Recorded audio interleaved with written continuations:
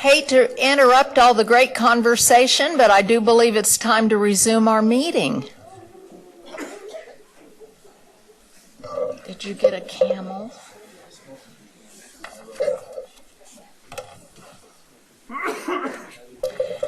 And we are pleased to have Charles Volan with us today to present the ABC Friend of Education Award. Oh, and there she is. Hi.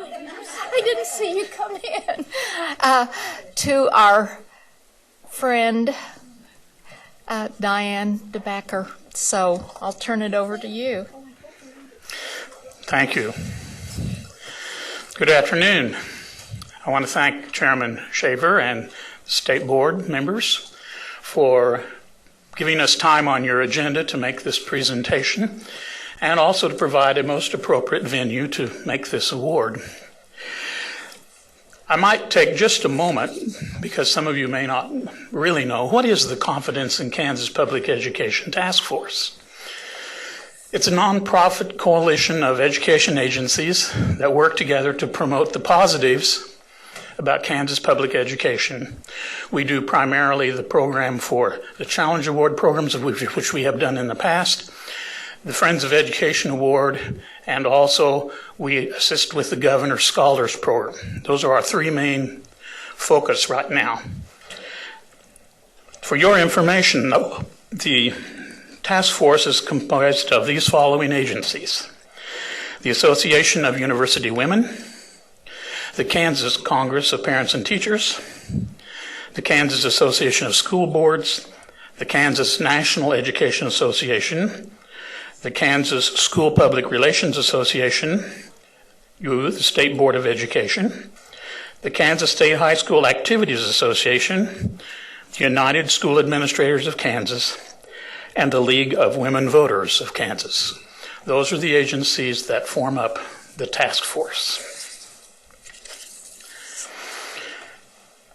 Since 1983, the Confidence in Kansas Public Education Task Force has recognized outstanding service to public education with the presentation of the ABC Award, which is given in conjunction with the task force's annual Friends of Education program. This award is presented to an individual or an organization that has provided long-term contributions, had a significant impact, or demonstrated an uncommon commitment to public education in Kansas. The Confidence Task Force believes that Dr. Diane DeBacker qualifies for our 2014 ABC Award in all of these categories, having served public schools and education on all levels for the past 32 years.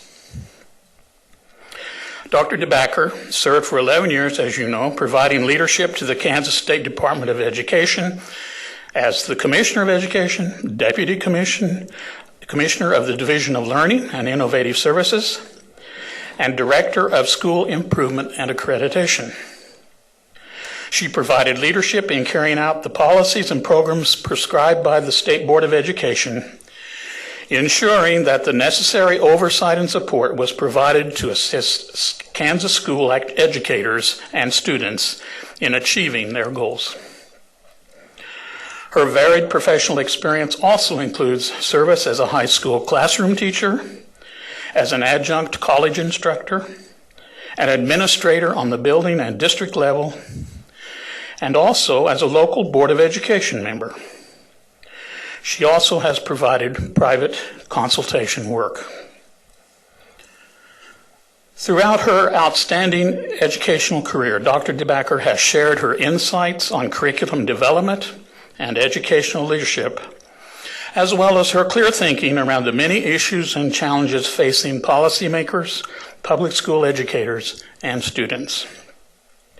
So Diane, on behalf of the members of the Confidence Task Force, representing the 9 state agencies I just mentioned, it is my great honor to present the 2014 Friend of Education Award, ABC Award, to Dr. Diane DeBacker.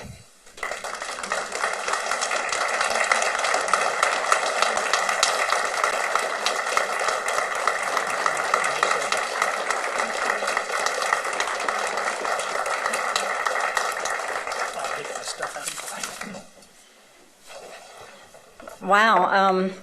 Thank you, Charles, and to the Confidence in Public Education.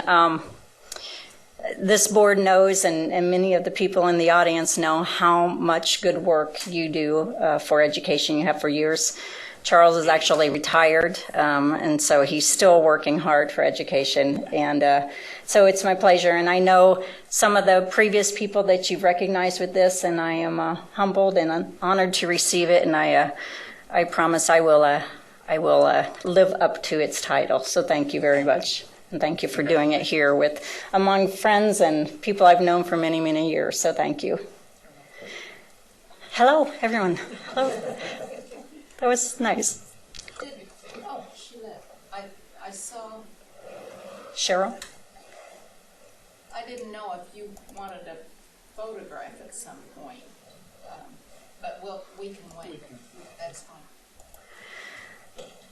Well, thank you, and what a great opportunity. When I first found out that I was going to receive this award, I was already overseas and working, and it was actually Penny who surprised me with the news. She said, "You got an email that I intercepted, and you're getting an award." So it was really nice to receive that. So then when we had to figure out when I was going to be presented this, and I couldn't offer a free trip to Abu Dhabi to the Confidence in Kansas Education, but I did know that I was coming back home at this time.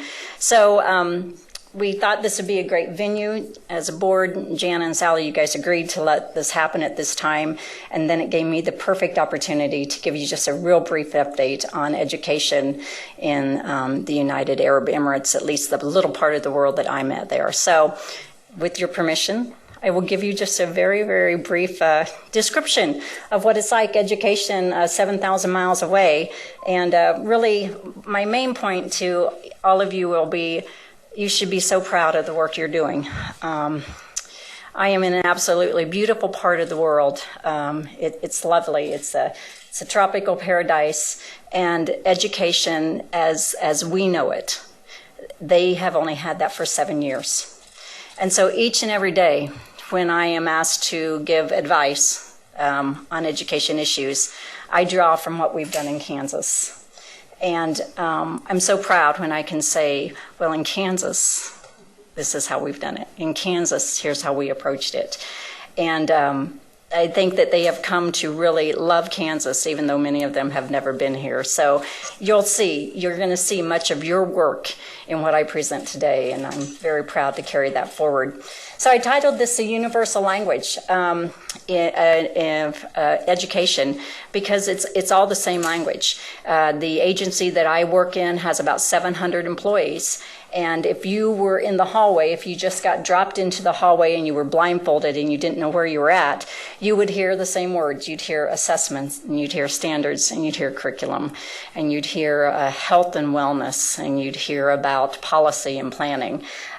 So it's comforting to know that education is definitely that universal language. Just to give you a little reminder of where I'm at and how far away I am, but yet how close, is you can see the circle there. The UAE is right on the Arabian Gulf. I've got it circled. And you can see, of course, the United States is about 7,000 miles away. So that's the world that I live in right now. Again, it's absolutely beautiful. I hope that you get to visit. To take it down a little bit closer, to give you a little bit more of a view, there's Abu Dhabi, bordered by Oman and Saudi Arabia. And you can see that there are some other countries that have been in the news lately. That's a question that I'm asked the most often. It's a question that my parents have asked me more than once. Are you safe? Are you okay? It is the safest place I've ever lived. I can leave my purse sitting at a table in a restaurant and come back in 2 hours and my purse is still there. I can say to my taxi driver, I just need to run into this store real quick, will you wait? And I can leave my purse, and when I come back out, my taxi driver is still waiting. It is almost a false sense of security there because it is so safe. Everybody is so caring and they're gentle, and they really want to make the world a better place. But that gives you kind of an idea of where I'm at, and it's surrounded by a lot of things happening right now. So this is a little closer view. Abu Dhabi is the capital of the United Arab Emirates. United Arab Emirates consists of 7 emirates, and you can see there, obviously, Abu Dhabi is the largest, but probably the most popular one is Dubai, and it's the one where when people say, oh, you live in Dubai, I've really come to say yes, because everybody knows Dubai. They don't know Abu Dhabi, but this gives you an idea. And then a little bit closer view. In terms of education, there's 2 different groups that do education in the United Arab Emirates. One is the Ministry of Education. So they oversee the 6 emirates that you see circled there, with Sharjah and Dubai and Ras Al Khaimah and Fujairah and the others. In 2005, Abu Dhabi Education Council established themselves to run education in Abu Dhabi. So there are 2 different groups. There's a Minister of Education that oversees in those 6 emirates, and then my boss, the Director General, she oversees education in Abu Dhabi. And that's where I advise, is in that area. So it's very interesting how there's 2 different sets of education systems there. We try, of course, to do very similar things, but anytime you have 2 different systems of education, you're going to have a little bit of a discussion along the way as to how it should be done. So that's been fun to be a part of advising that. So this is the journey of the Abu Dhabi Education Council, the one that oversees education in that largest emirate. In 2005, they began discussions about, hey, what if we decided to do education on our own and split from the Ministry of Education?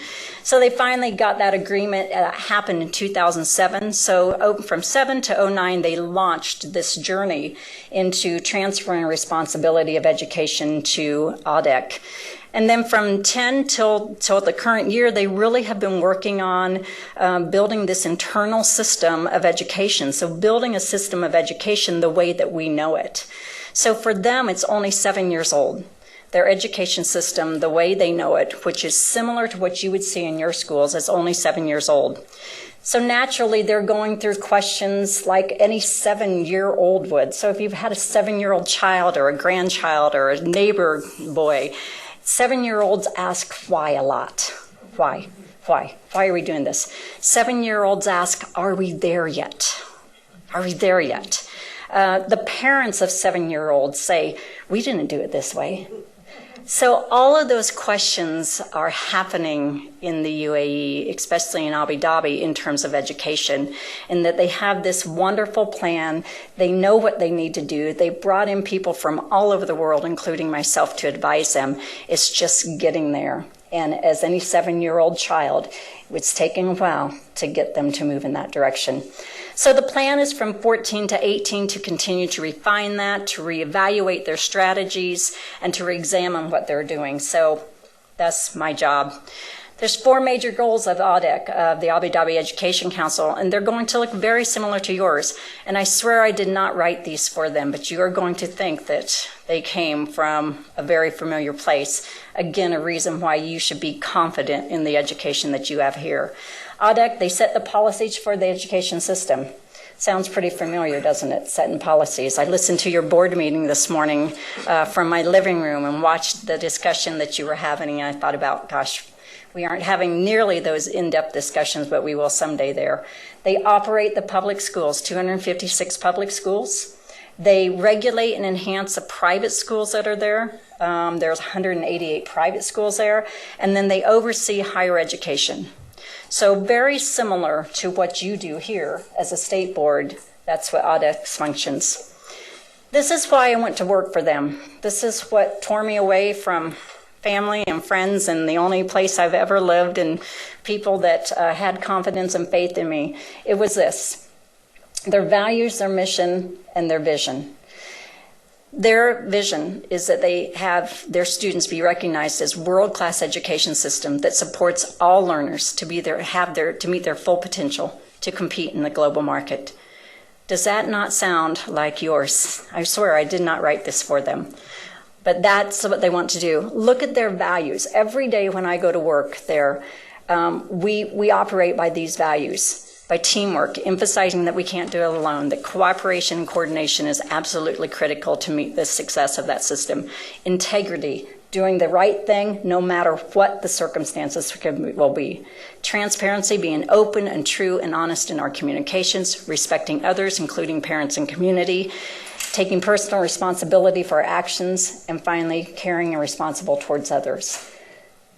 This is what we do each and every day. You have these as well. And then look at their vision, or their mission, is to produce a world-class learners who can compete globally. It is almost what you have, almost. And as you revisit your mission and your goals and your objectives come January, because that's coming up for you, I don't know if you know it, Brad, they have to redo that in January of next year. Just reminding you, Peggy. You will, hopefully you can use some of this, but you have much of this already in place. Just a little bit about the demographics, because everybody wants to know.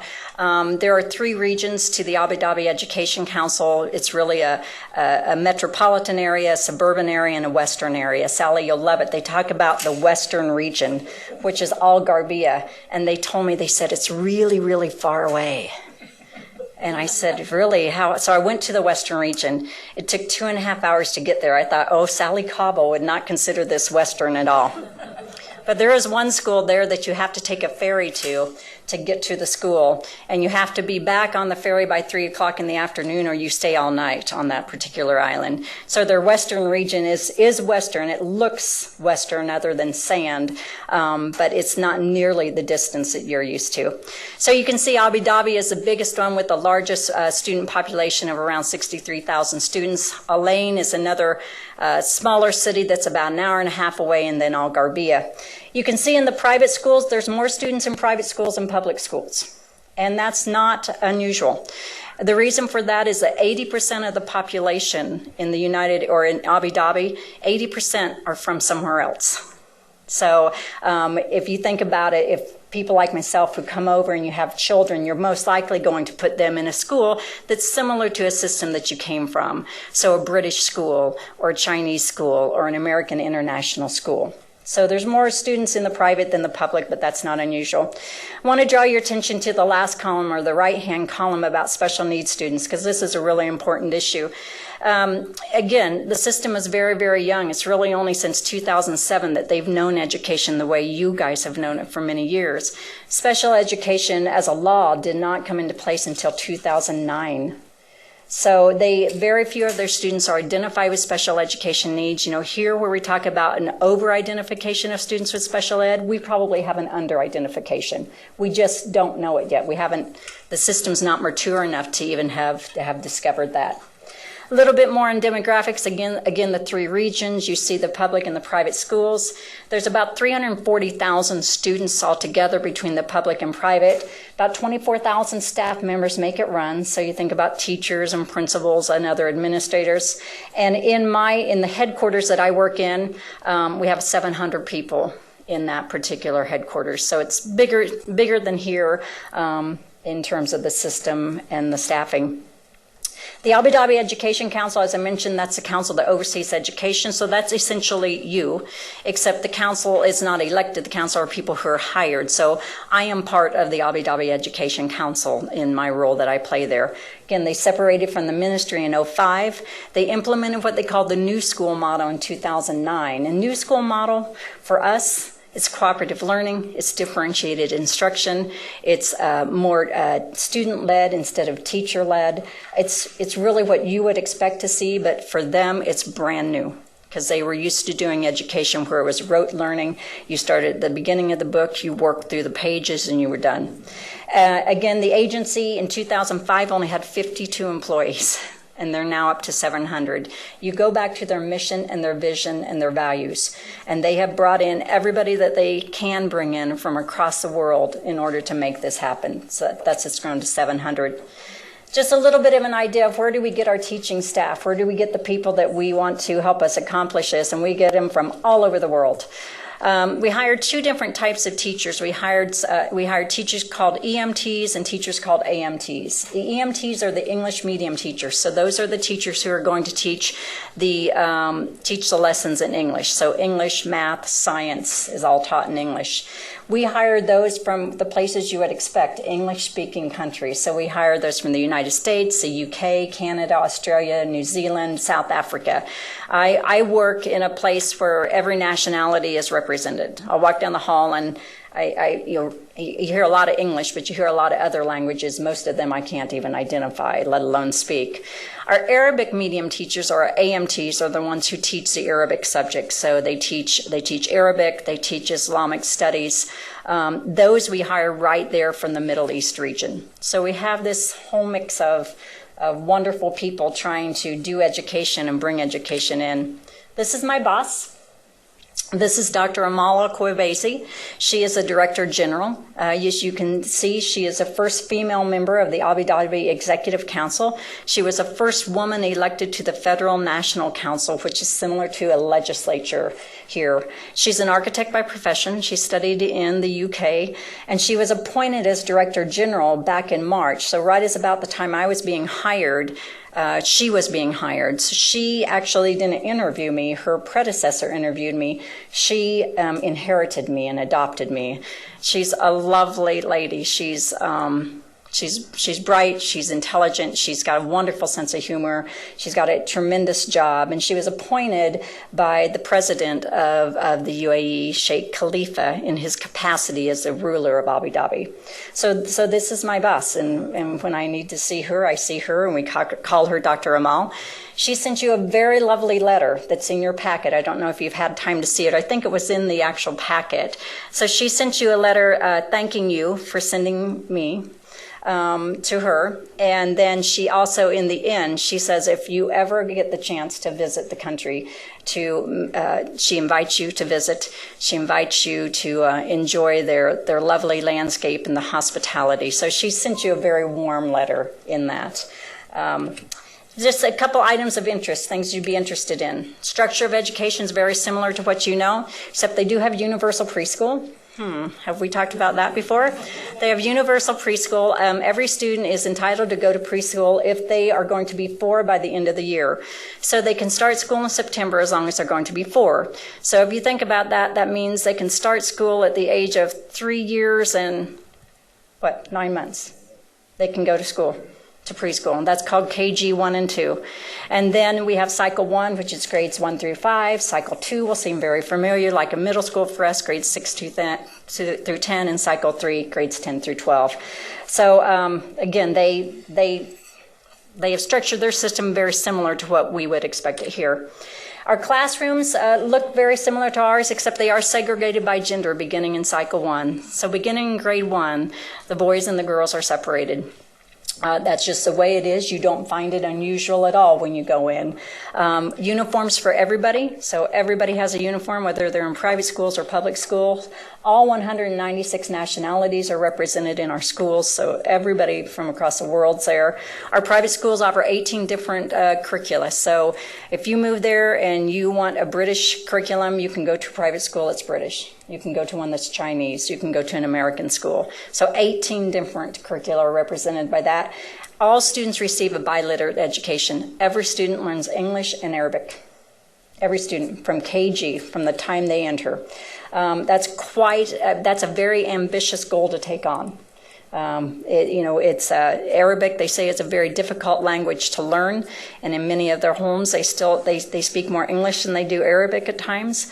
But everybody receives that, and in all honesty, most students speak at least 3 or 4 languages. They're so fortunate in that they approach learning in that manner.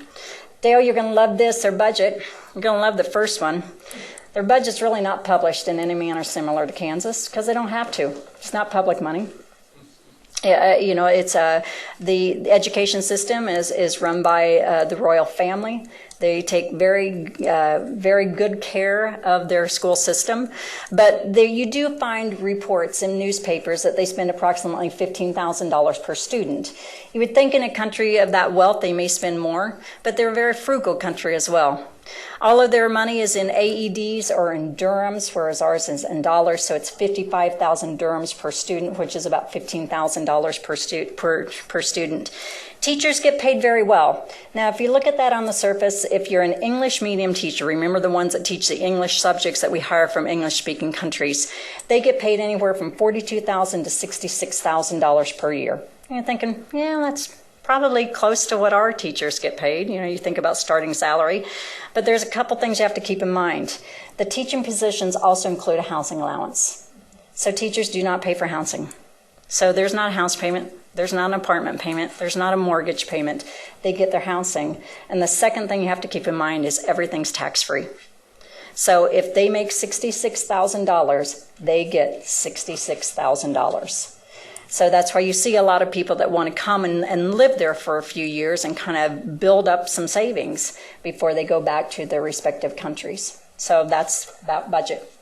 Little bit about the curriculum. They just now started using standards. They call them learning outcomes. So where we've known standards for years and we've been arguing over them for the past couple years with Common Core, they just started using standards in 2009. So everything's new.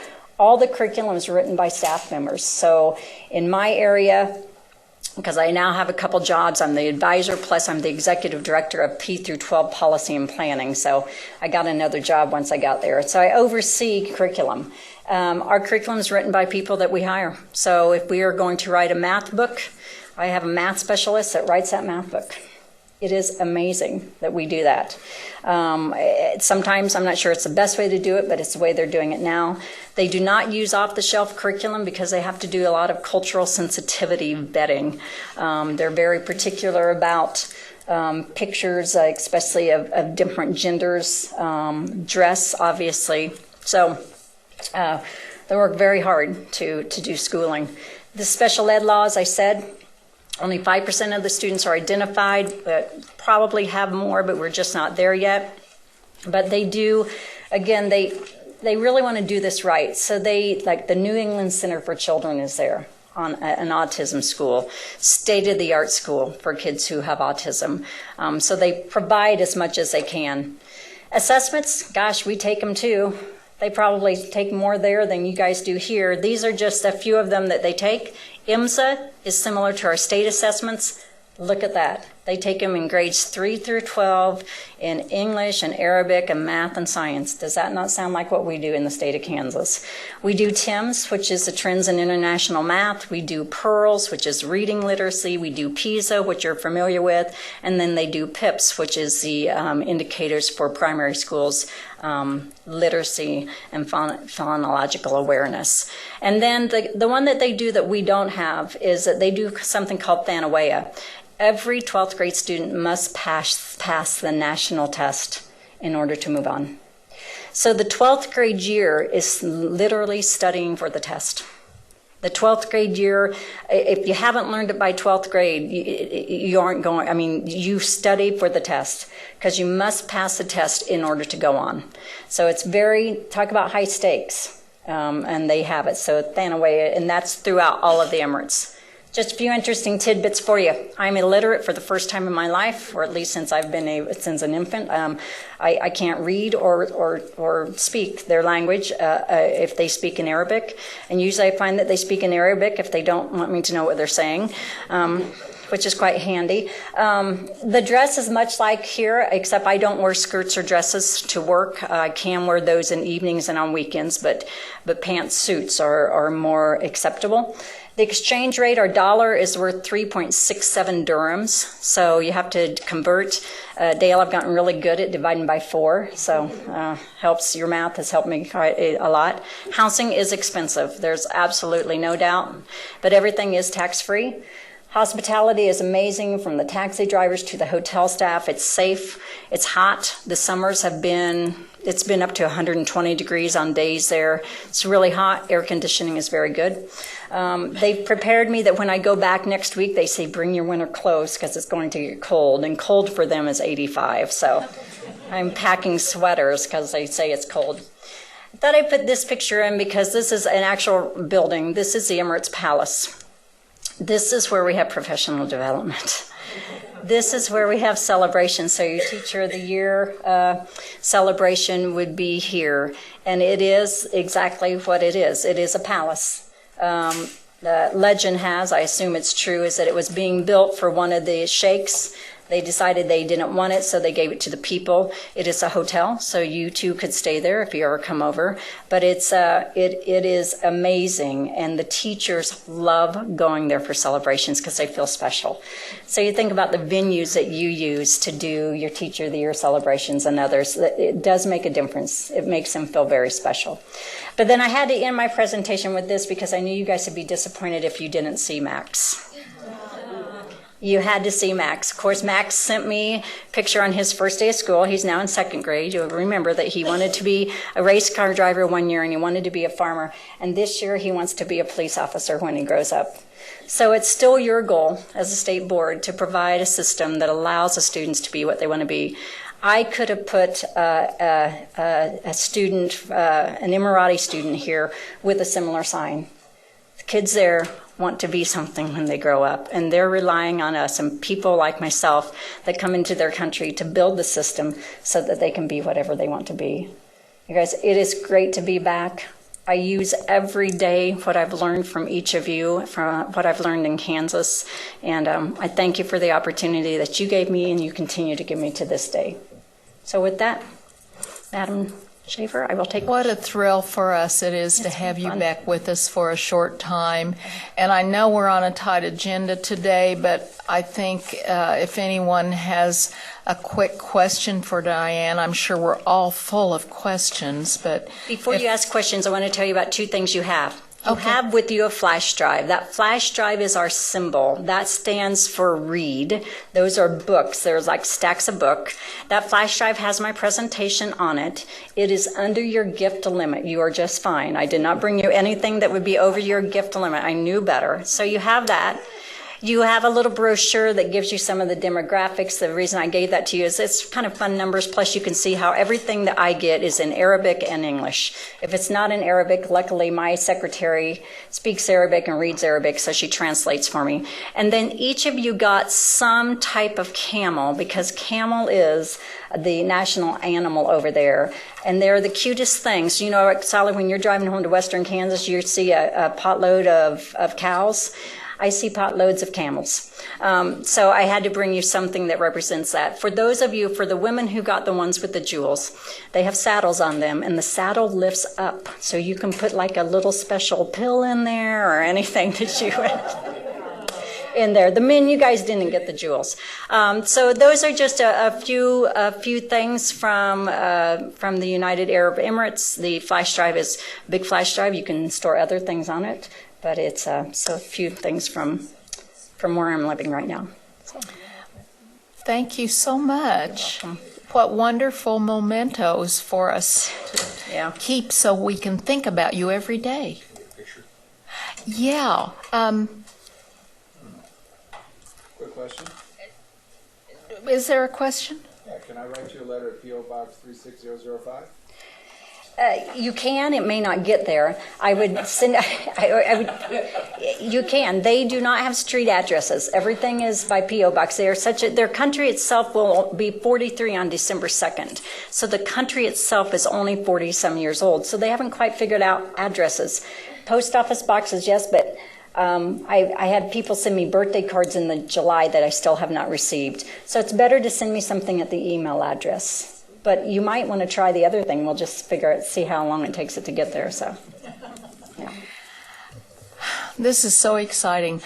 We will take a short break for a photo op, and I know all of us, or many of us, want to have a chance to hug you. So we can't do that from here. So we'll break until about 10 after. Well, I believe it's 10 after, so we will resume our meeting. And again, Diane, thank you for being here. It's been a joy to see you.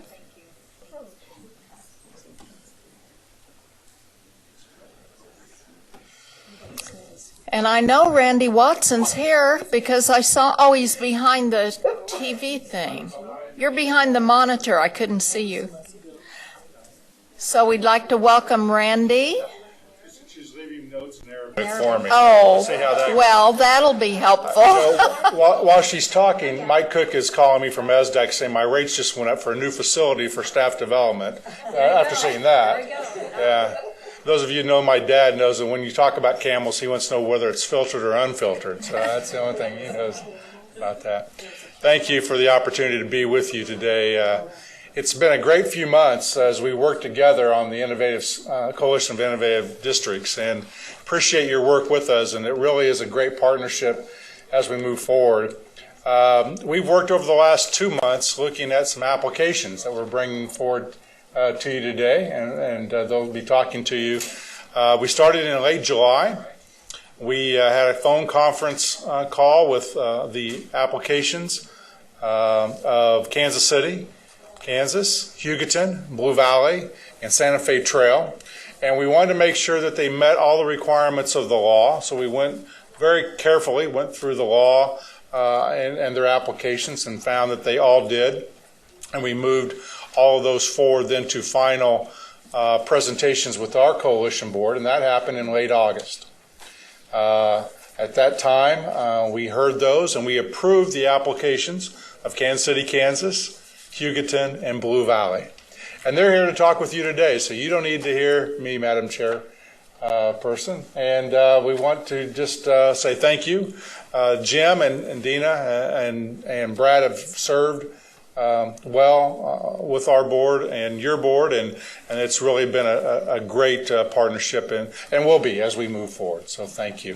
With that, I think Kansas City, Kansas is the first school district would like to talk to you this afternoon. Thank you. Thank you.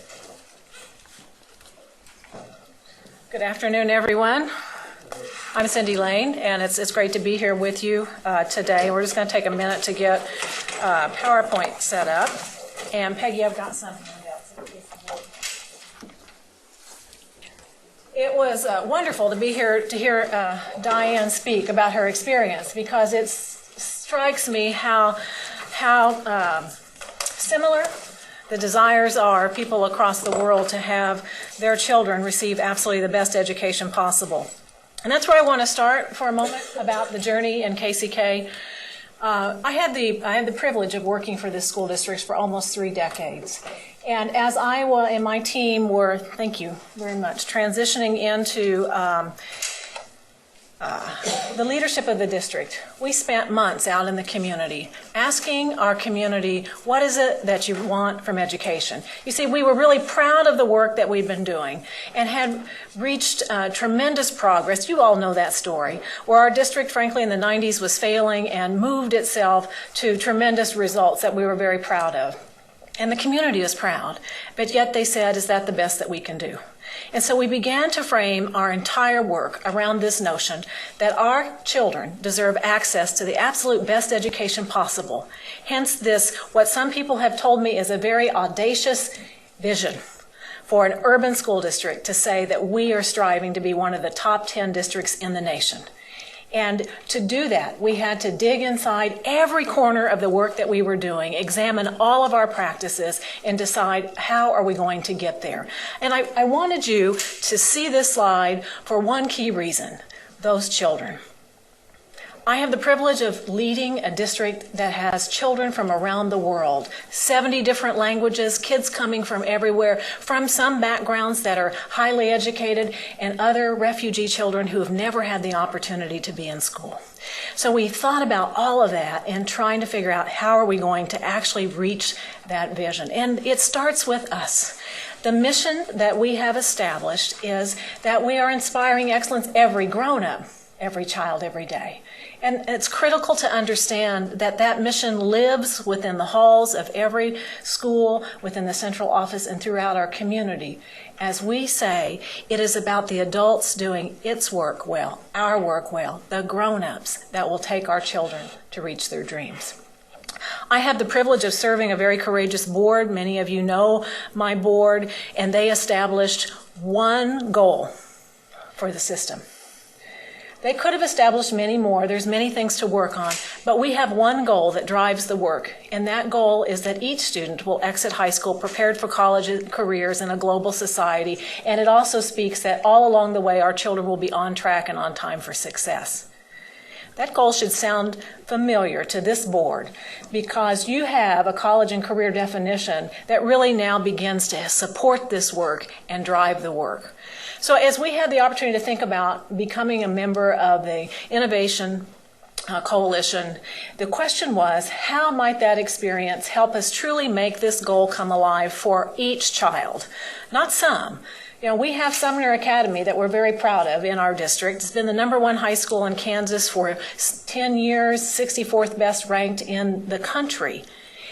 And that's wonderful for those 800, 900 children that have access to that level of education. But the word each resonates in the work that we do. And so we began putting together our plan for Diploma Plus, which is the foundation of our innovative application. So I want you to think with me a minute. When you hear the term Diploma Plus, what comes to mind? At least the 21 on the ACT. More than a diploma. More than a diploma. More than a diploma. And that's it. In order for our children to be able to compete globally, we recognize that a high school diploma, while in the past celebrated as the end of the education career, was not good enough. So our application around Diploma Plus helps us to make a system-wide approach to ensuring that our children graduate not only with their high school diploma, but at least 1 year of college credit completed successfully or technical credentials completed successfully, and if not that, then a 21 on the ACT, which I can tell you I anticipate that 21 will increase as we continue to have success in that arena. For us, the Diploma Plus is the promise to our kids that they truly will graduate ready for their futures. And so this is a system-wide approach. It's not just the high school approach, although that's where we started a lot of our work. 40% of our kids graduated last year with college credit from all of our high schools.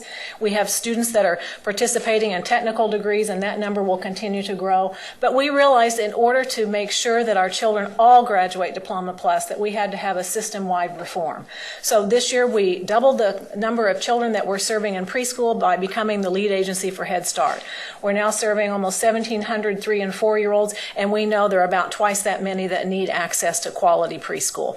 We've implemented an intensive literacy program so that our children in elementary schools truly become middle school ready with intensive reading and writing and speaking across all content areas. So when you walk into our elementary schools, you will see the walls plastered with artifacts from our kids who are required not only to understand the concept, but to speak about it and to write about it. Our 5th graders will be doing a capstone in front of the community to show that they are middle school ready. And every 6th grader beginning this year will have college visits, will be out having industry visits, they have an individual plan of study, or they will have starting this spring, and they will be showing that they understand the connection between what's happening in classrooms and their dreams, frankly. Many of our kids rely on the educators to paint the pathway to their future. So we are being very strategic in making sure that if a student has a dream to be whatever it is, I often tell a story about a little 4-year-old who told our board president that when she grows up, she wants to be a dragon. My response is, okay, what do dragons need to know and be able to do, and let's figure out how to get you there. Now the reality, she's not going to be a dragon, but who knows what she will become as she follows her passions.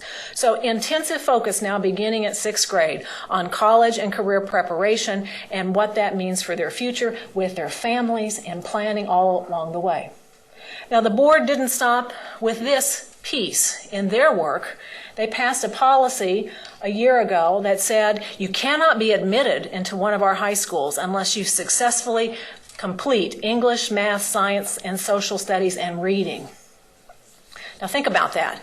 So now our 8th grade students are faced with making sure that they're fully engaged in the content because they will not be admitted as a high school student if they haven't successfully completed that content. Courageous, scary, but the right thing to do for kids. So when you enter into our high schools, the intense college and career focus continues. Our vision, frankly, is that when the children finish their sophomore year and step into their junior year, that they are finished with high school content and they're fully engaged in work at the college level, post-secondary level. So when they graduate, we know they're fully prepared for their futures.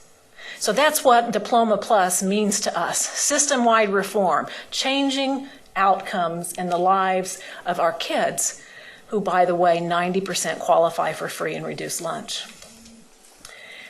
We believe in them. They have great capacity. They need the grown-ups to show them the way and to give them the tools to be successful. So we have a tremendous opportunity here to really be innovative, we believe. Now, joining the coalition was about this work. It wasn't about waivers of laws, although I'm certainly interested in talking about, are there things that are getting in the way that prevent us from truly making this promise to our kids come alive. So we're interested at being at the table to talk about that. But the most exciting thing for me is to be surrounded by educators who truly want to think outside of the box to do what's right for kids. So thank you so much for considering our application. I would love to answer your questions, but when you think about KCK, think about kids graduating Diploma Plus. All of them, 22,000 Diploma Plus. So, Madam Chair. Cindy, I see we do have a question from Sally Cobble. All right. Thank you, Cindy. I often visit with your state school board representative, Janet, because many of the issues that you have in KCK, I have out in southwest Kansas. And so we often talk back and forth. I want to commend your board and you for your foresight in your Diploma Plus. You said one thing, though, that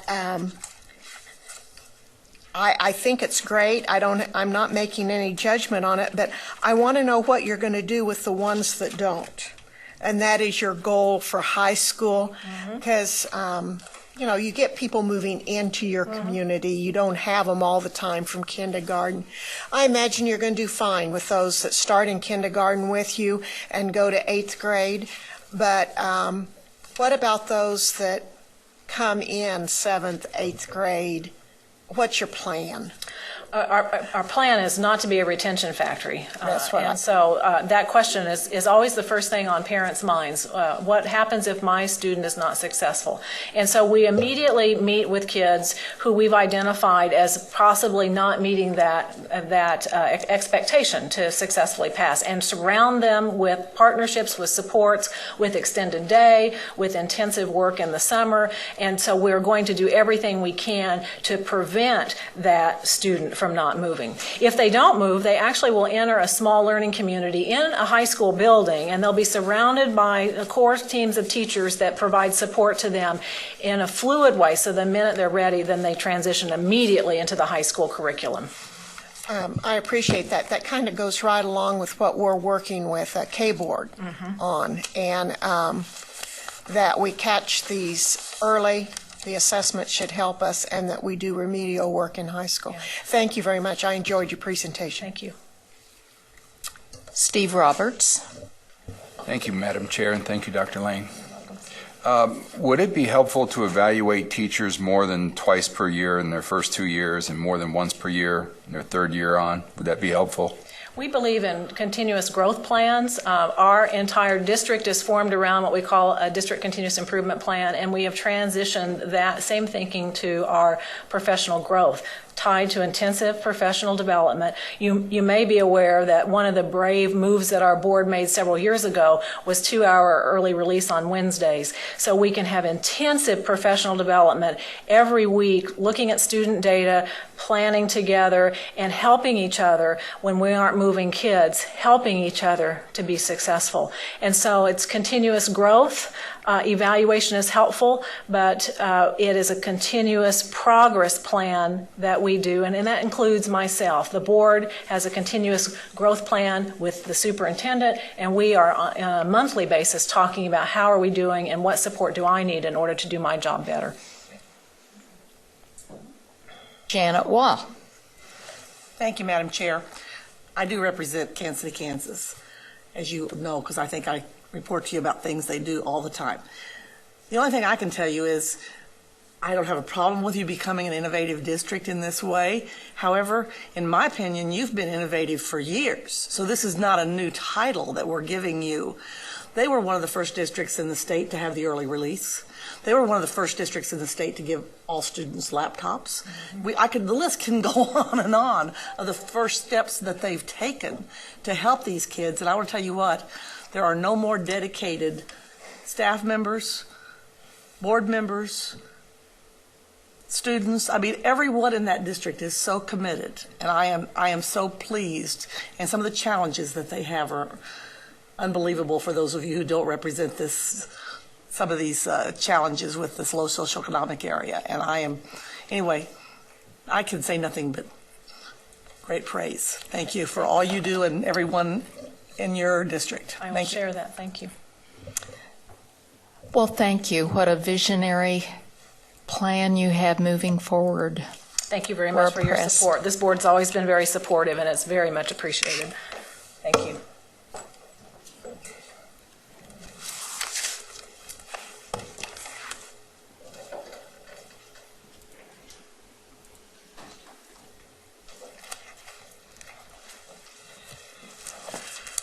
Madam Chair, Board of Education, Mr. Newton-Swanner, thank you for this opportunity, not only to represent Hugoton schools, but just the opportunity of the collaboration to be a part of the Innovative Coalition is something that excites me. And this has been a journey. I guess I should start out with saying my name is Mark Crawford. I'm Superintendent of Schools at Hugoton. I want to go back to over a year ago when we began the process of determining if we wanted to fill out an application. And we got input from teacher leaders, from administration, and from the Board of Education. And there was great support. There was great support for this application because of our focus. Our original application asked for some freedoms related to teacher licensure. It asked for some relief from testing, mainly KELPA testing. KELPA, of course, as you know, stands for the Kansas English Language Proficiency Assessment, and that KELPA test is aligned to old state standards. Our revised application is much different, and I'll get to that in a moment. But our journey really started 4 years ago. In the 2010-2011 school year, we had 2 morning board workshop sessions. And our Board of Education at that time, our leadership, they really wanted to look at why do we as Hugoton schools exist? What is our unique mission and vision, and how are we going to measure if we're truly effective? You see, our board was wise enough to understand that this was a window of time, that it appeared that as ESEA was going away and No Child Left Behind was possibly going to be reauthorized. We knew there was a waiver being written. We really felt like it was a great opportunity to be innovative, to refocus our strategic plan, and we wrote a success plan, and the resounding priority in that success plan was to better prepare students for college, career, and the workforce. Since 2010-2011, that's been our driving force. We exist primarily to better prepare students for college, career, and the workforce. This journey and that focus has focused us to look at different data points. We began tracking, and we have 7 years of data on where our students say they're going after high school, where our students actually go. We have 7 years of data on the percentage of students that, because of a low ACT or a low COMPASS score, have to take mandatory remediation classes before they can enter into a credit-bearing college course. We have 7 years of data of how many students drop out after their freshman year of a post-high school program. And we have 7 years of data on how many completers we have, whether it be a technical school, a trade school. We don't have military data, but we have technical, trade school, JUCO, and university. How many students complete that coursework in 5 to 6 years? That data and a focus on that, and conversations with our past graduates, that has allowed us a different perspective to backward map our entire system from K through 12 with that focus in mind. And like many other districts, we've always been aggressive with teacher recruitment. But what it's meant for us is we aggressively adopted the Common Core and the Kansas College and Career Ready standards. We looked real hard at our assessments. We realized that the retired state standards were very narrow, a narrow focus on reading and math. We were aggressive in de-emphasizing the old state assessments, and the conversations began to change, and it helped us to understand that the leadership of our board realized that we're an economic driver, that even though we have a robust economy, and even though in Stevens County, and much like areas that Sally Cobble is very familiar with, whether it be liberal schools, Garden City, Dodge City, our population is growing. Our community is growing. Our school enrollment has been growing. But at the same time, our robust economy, which is primarily agriculture, at the same time, our enrollment is growing, our poverty has been increasing. And we've come to the understanding that a post-high school degree and post-high school training is absolutely imperative for our kids to make it into the middle class. Historically in America, we know that students living in poverty succeed at life at much lower rates than middle class students. Our students living at or below poverty has increased to 60%. We also are 40% English language learners. And we know that the rigor in our system and the relevance of our system needs to be at a point where many of our students are making 13 to 15 months of academic gains every year. That's the trajectory they must be on to truly make it in a rigorous post-high school program. So that's been our challenge. And because of that challenge, because of those high standards, and because we've defined what effective instruction looks like, and because our board has for 4 years defined non-negotiable goals for student achievement, and we've defined that for math and reading in every grade level, and we've measured that, and we've kept that front and center. We've wanted to gain every advantage. So to become a member of the Innovative Coalition was one advantage we thought that it possibly would give us. Initially we only thought of 2 laws that we wanted to explore freedom from. Our revised application that I presented in August to the coalition board, it was much different. We no longer want to be exempt from the KELPA test. We understand it much more through Brad, through Phyllis Farr from the department here. We gained a greater understanding. She actually came out to Hugon and helped us with KELPA testing. We visited other districts. And we still believe that English language learners are over-tested. We were disappointed that the bouquet in your waiver that went to Washington, D.C. was not approved, because at the high school level, with our pathways and with our individual plan of studies, we want students to be looked at as individuals related to their pathway, and so we think that's a powerful thing. But our revised application does have strong student achievement measures. Finally, when we went to the coalition board in Salina at the end of August, I brought 3 students with me. And I brought 3 students because I wanted the coalition board to hear about their story, about their dreams, about their struggles and the adversity they face. Those 3 students are all seniors. One was a German Mennonite girl and a Hispanic girl and a Hispanic boy, none of which English is their first language.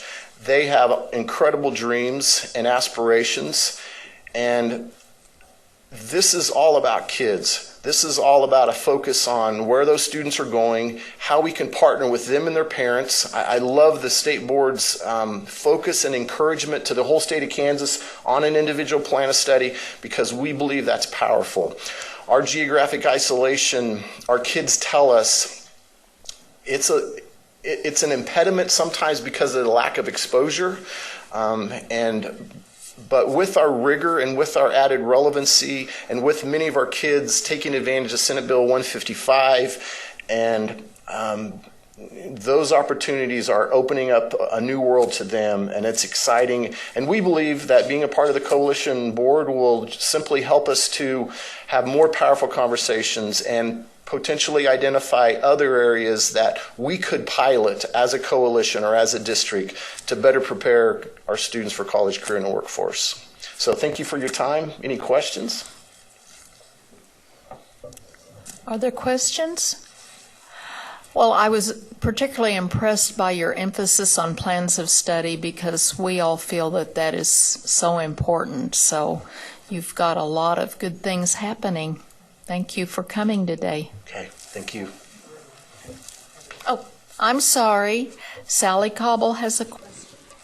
Mark, I appreciate your presentation today, and you do have a very awesome board out there in Hugoton. Do you know if in this coalition or in this innovation, at any time will your board members of the innovative group have a chance to get together and visit and share their visions? Or are their visions coming together in this innovative concept through the superintendents? Or do you know that yet? Is it too new? We've developed an innovative council that is made up of parents and teachers and high school students, and any additional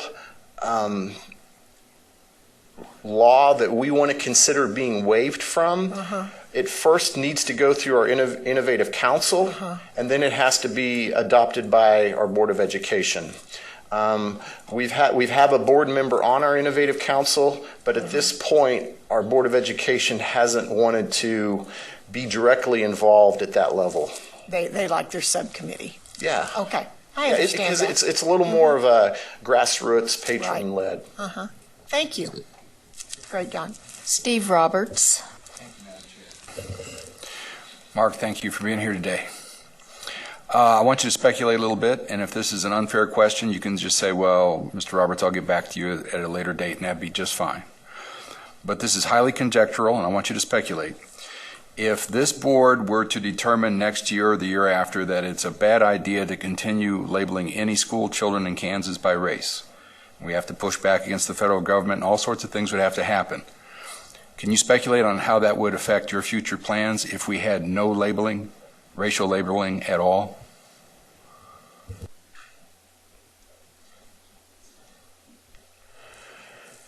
If the state board or the legislature determines that we're not going to label students, I'm fine with that.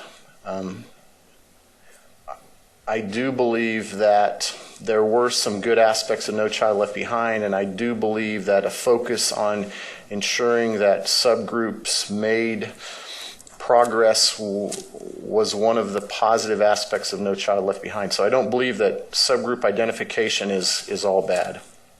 Very good, thank you. Again, thank you. Thank you.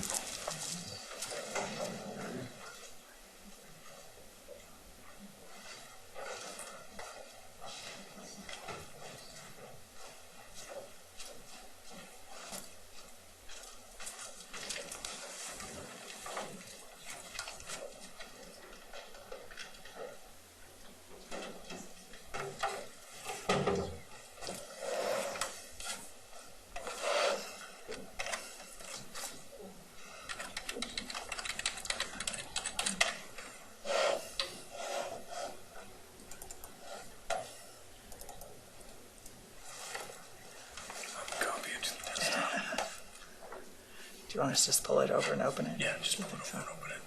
Okay.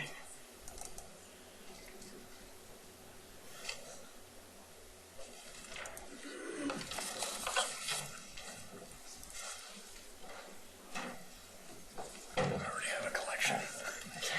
Thank you. Thank you. Good afternoon, everyone. My name is Sue Dole. I'm the Deputy Superintendent for Education Services for Blue Valley Schools. And with me today is Dr. Tanya Merrigan, who is the Executive Director for Curriculum and Instruction.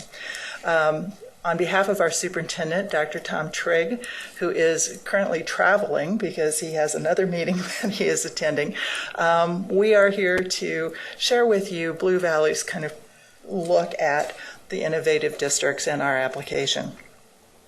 We want to thank you for the opportunity to present to you today and to say that during this presentation we hope to answer two questions. The first is, who is Blue Valley? And the second is, why do we want to pursue this application to be a part of the Innovative Districts Coalition? So first of all, we would like to share with you our vision statement, which is unprecedented academic success and unparalleled personal growth for every child, has been a part of our district for a number of years. And this is something that we have looked at. We are actually in the process of starting our third strategic planning process in our district since the year 2005 to develop a strategic plan for 2015 to 2020. And we have, as our Board of Education and then our community itself, will be looking at, and we hope reaffirming, this particular approach that we have to education in Blue Valley. To start with, we'd like to share with you just a little bit about who we are by looking at us through the numbers. As Dr. Dole said, we in Blue Valley have 22,000 students. We have 37 attendance areas, 1,800 teachers. The next one is one that not a lot of people would know about Blue Valley, but we have 70 plus home languages within our district. We have 3,714 students who are on IEPs. 1,540 of those happen to be gifted. Our students have logged 192,000 hours of community service. It's an important part of what we do within the district. And our seniors last year reported $61.4 million within scholarships. Additionally, we've had both governors and presidential scholars. Our ACT average this past year was 25.3. We had 7 students who actually had perfect 36s, and we have a 91.6% rate of students who actually took that exam. National merits, 30 finalists, 67 commended students, and 3 national achievement scholars. And then AP exams are a big part of what we do in our high schools. We gave over 3,000 exams last year, and 82% of them had a 3 or higher on that exam. And then finally, you're going to hear a little bit later about one of the assessments that we've used in Blue Valley, but we have used the OECD test based on PISA for the last couple of years within our high schools. And we had a little campaign, hashtag Beat Finland, because when we looked at those results, the first time we took them, we noticed that we were just below Finland in many cases. And so we really worked hard on achieving that result, and we did that this year in a couple of different areas. Okay. We have a strategic plan in our district that really guides our work. It began in 2005 based upon a curriculum audit conducted by Phi Delta Kappa in the year 2004. What it found is that we were a system of schools. We were not a school system. And by that, we mean that every school, in fact, every grade level, and sometimes even within a school, had differing curriculums, different standards, different work that was occurring. And what that did was give us a platform to begin to align our system as a significant school district. And since 2004, using our first strategic plan, where we really focused on academic achievement for our students, and then our second strategic plan, in which we looked at our second goal more deeply, which was about student well-being, we are now ready for our third strategic plan, in which we will take the culture that we have been able to build since 2005 and maintain that culture, but figure out how to ratchet ourselves up to a new level, which is really about why do we want to be a part of the innovative districts? Because you have to ask yourself, how does a school district that is successful by whatever measures you want to look at, how do you challenge that status quo? How do you keep yourself moving so that you aren't stuck sitting on your laurels? Because in 2005, our kids were scoring about the 80th percentile on almost any exam you wanted to take a look at. Those are good scores. There's nothing wrong with that set of scores. But we stepped back and said, can we do better? Can we do better for each of the students in our schools? And the answer was, yes, we can. And how do we get there? Our answer is, we innovate. And we look at innovation significantly across time. Our strategic plan and our Board of Education, in its documentation, directs us to look for innovation in as many ways as we possibly can, whether it's programmatic or whether it's just a short, small ways, but how do we make ourselves more efficient, more effective, and more supportive of our kids? Some of the things that within our district already that we're doing that's innovation that we want to continue on is the first one is if we look at some of our facilities and programs. We have a program at our high school level that our juniors and seniors can be involved in called CAPS, the Center for Advanced Professional Studies. And this is a program where students are working with mentors in industry really to kind of do that deep dive into professions, and these are professions that are in our area that there is a high demand for. So it could be engineering, it could be teacher education, it could be law, lots of different bioscience, lots of different things.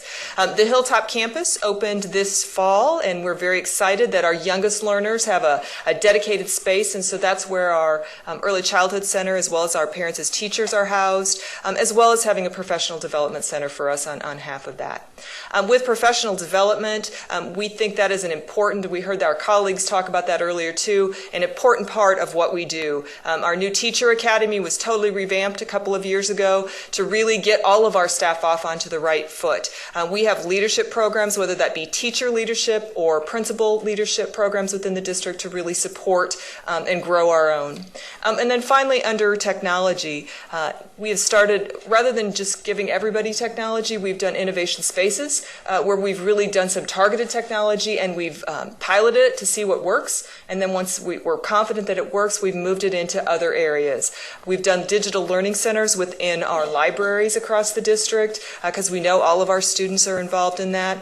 And then finally, at our high school level, we've put a digital bridge room within each of our 5 high schools so that we can share one teacher. For example, we have one multivariable calculus teacher who transmits to all 5 schools, and so all of the schools have the opportunity for that. Latin is another example where we might not have enough enrollment in all 5 of the high schools to have that, but we have a teacher who can then transmit and interact with those students. Okay.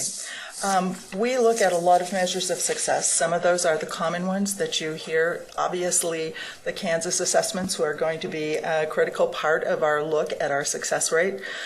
We also use measures of academic progress, which we have used for a number of years at K-8. Of course, our kids are involved in ACT and AP, but we have recently added the OECD Test for Schools, which is based on PISA. This gives us an opportunity for a global look at our students' performance. How do our students in Blue Valley match up to kids from across the world? And we think that this is a very critical part of really considering our strategies for the coming years, because these are the people that our students are going to partner with, are going to compete with across their careers as adults. And so we want to make sure that our kids are not only walking into colleges of their choice or into careers of their choice, but are also able to compete in those professions that are, again, their choice. We are looking within our work right now at our STEM focus. One of the things that is very clear to us is that our young women are not engaged in some of the careers that we think they should be, have opportunities to be, such as engineering. Our engineering numbers for girls are much smaller than they ought to be, so we want some opportunities to, as we move forward in the future, to really consider that. We also are very concerned about our technology implementations. As Tanya pointed out, we are looking at how do you embed technology as an instructional and learning tool within the classroom. And so we are asking many questions about that as we move forward. When we started down the road of an application, we thought there would be 2 areas initially that we would want to look at. The first would be licensure flexibility. We have some instances where we have had out-of-state applicants or out-of-the-U.S. applicants or out-of-education applicants. And we've had a relatively difficult time in terms of certification, and we would like the opportunity to explore those areas further and hopefully be able to take qualified people and have those folks in our classrooms. The second area we thought we wanted to really look at more deeply was assessment. And while these two pieces are still a part of our conversation around innovative districts, what we've come to realize in talking with our colleagues across the state is that we're at the beginning of this journey. What we say today in terms of what we want to do in terms of waivers may look different in 5 years.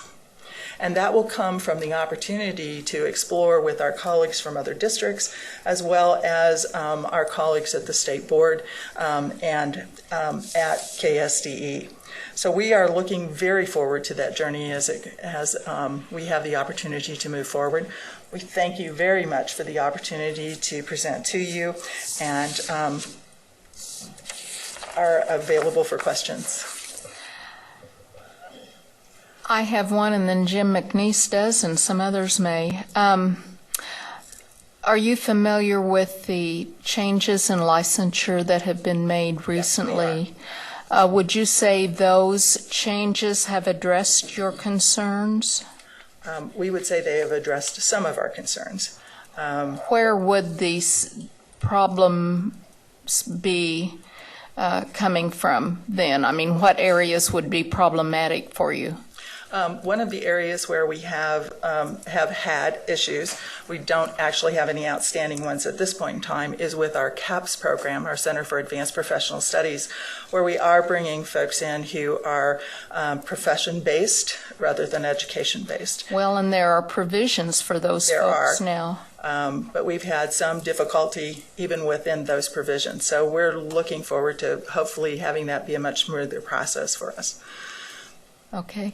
And I was just curious, what percentage of low SES students do you have in your district? We are less than 10%. Okay. Thank you. Jim McNeese. Thank you. Mike, I don't really have a question for Blue Valley. Mine is more of a statement about what we've just participated in. Fine. Are we ready for that? Sure. Okay. So this isn't about you. It's really about the three and the other two. I hope you appreciate, as I'm sure we as a board do, the diversity that has just been presented to us. Three very different districts, three very different successful in terms of trying to identify their challenges, not others, and then responding, and we can use some innovation. We're not real sure what it's going to be, but one thing we are sure of is that we all have a collaboration at Foundation that includes the local board, includes the community itself, the patrons, business, and students who are engaged in this. You've got three great school districts here who are asking for the opportunity to take the next step to join the Coalition of Innovative Districts that are not necessarily saying we want to change A, B, and C, but we want to get better and we want to work collaboratively as an innovative districts to achieve those goals. Each one, well, I tell you what, I was struck by the diversity of challenges that they face. And wouldn't it be nice if we all face the diversity of challenges that Blue Valley faces? But there are students that are not meeting your expectations. You know, it's about every student, not just about the ones at the top that are easy to move. You know, so I would support wholeheartedly the applications that we have before us. And if you need a motion, I would certainly make the motion that we accept the applications of the three districts to be granted authority to operate as innovative districts. And instead of accept, could we say approve? Approve, much better. Okay, thank you. Thank you. So it has been moved to approve the applications of these three districts: Kansas City, Kansas, Hugoton, and Blue Valley. Oh. I just want to offer a second. Oh, okay. I thought I forgot to say something. So it's been moved and seconded. Kathy Bush has a comment. Actually, a question. This is really for the Commissioner. And I think we've talked about this as we looked at the guidelines when we were adopting those. Because I know some of these requests for waivers that I believe probably all three of these schools did today are going to be the kind that I believe we talked about that as a department we would have to, for instance, with KBOR. We would have to work with KBOR because there's been a request for getting some high school credit for classes that students take in middle school. So that would be an example of the kind of thing that the department would have to work with other agencies to request waivers on some of those things. Is my memory serving me correctly? That is correct, and that would actually, the process would be if and when, and the board approves these, there are now 5 school districts working with 2 board members and the commissioner or his or her designee. They would now work together to say, how do we want to go about doing that? What staff from the department do we need to work, so yes, you are correct. The things that the board doesn't have authority to waive, right. And how would we work together through the coalition board to put that process in place? So, I kind of thought yes. that was probably a next step as far as some of these areas of requesting of waivers. Okay, thank you. Are there other questions or comments? There was one additional statement in the written motion that we had that I thought perhaps should be included in the motion. To grant the authority for each to operate as an innovative district working within the bylaws of the Coalition of Innovative District Board. So I got a little ahead of myself. So was it the recommended? Just so we dot our I's and right. cross our T's in the motion. The recommended motion that was included in the agenda is the one that I'm making. Okay. Thank you. Thank you. And Ken, that's fine with you. All right. Then all in favor, raise your right hand. So we have a unanimous vote on that, and I believe this would be a good time to take a break. So if you don't mind, Scott, giving us about until 10 after that would be my for pleasure. A break. Thank Absolutely. you.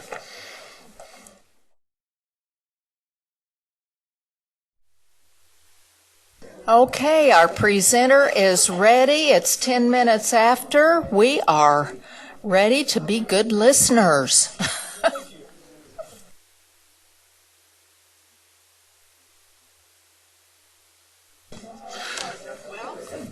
It's up to you. They're in the room. We need our board members. They're technically in the room. They're here.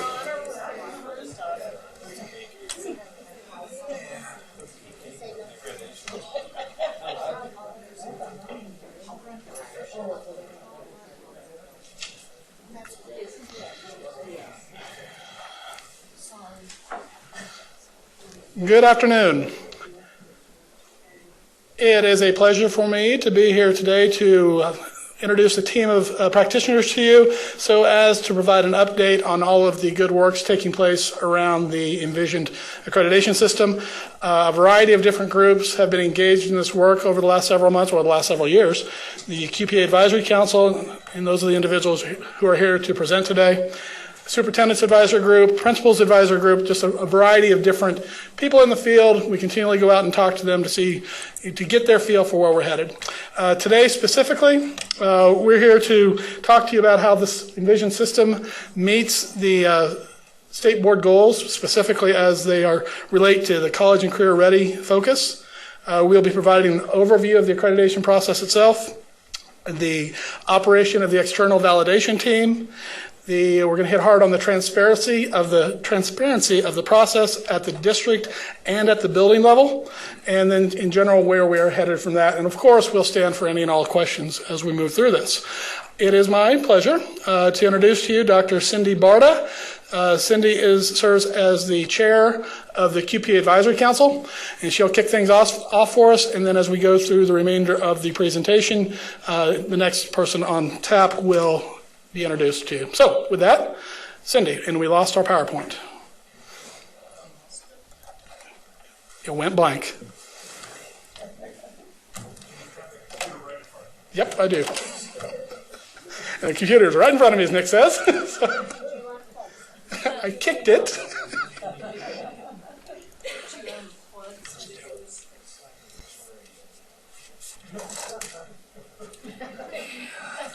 Oh, there we go.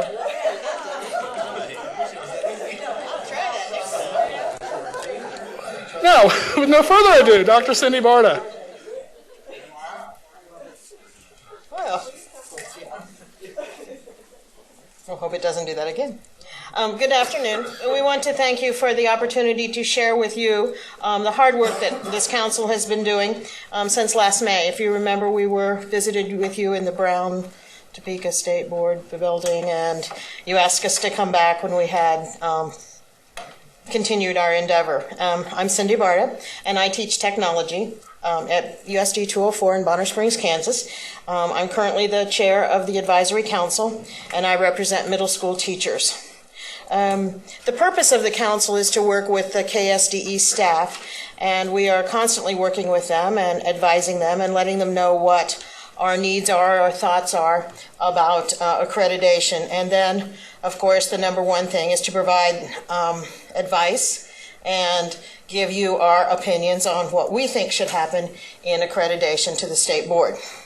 The council is made up of a variety of folks, and we have representation from all of these people, and they come from various parts of the state. So it is not, it is location and by position that they are placed on the board. We want to share with the progress, as Scott said.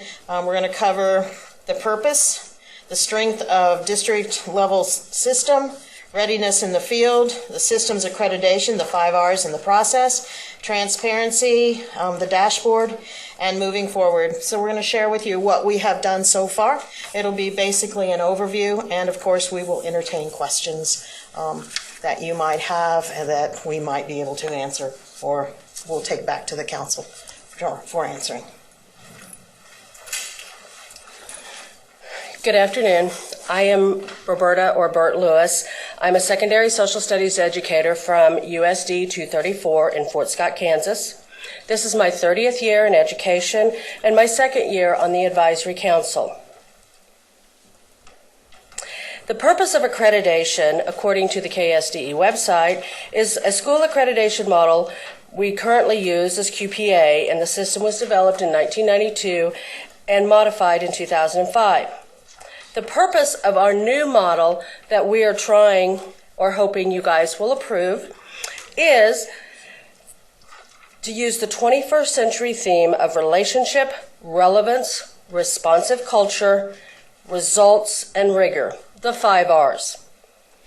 This characteristic of schools and school districts, or a school system of schools, is what will make Kansas one of the #1 school states for accreditation. Hello there. I'm Dr. Nancy Bowles, and I'm with Advanced Ed, formerly known as NCA, or North Central Association. This is set up with your definition of what college and career ready is in mind. We tried to really focus in on the academic aspects of it, cognitive, technical skills, employability, all aligned to the system that you had in place when you created that definition. What you're looking at then is how we're going about the business of measuring college and career ready. And this is from a student aspect, again, very focused on them. And you can see the different aspects with the academics, cognition, employability, technical skills, those A's, C's, T's, and E's surrounding all of those different components are built right into this slide. So you will be able to see that when we go about the business of measuring how students are doing, it is clearly aligned to your definition of college and career ready.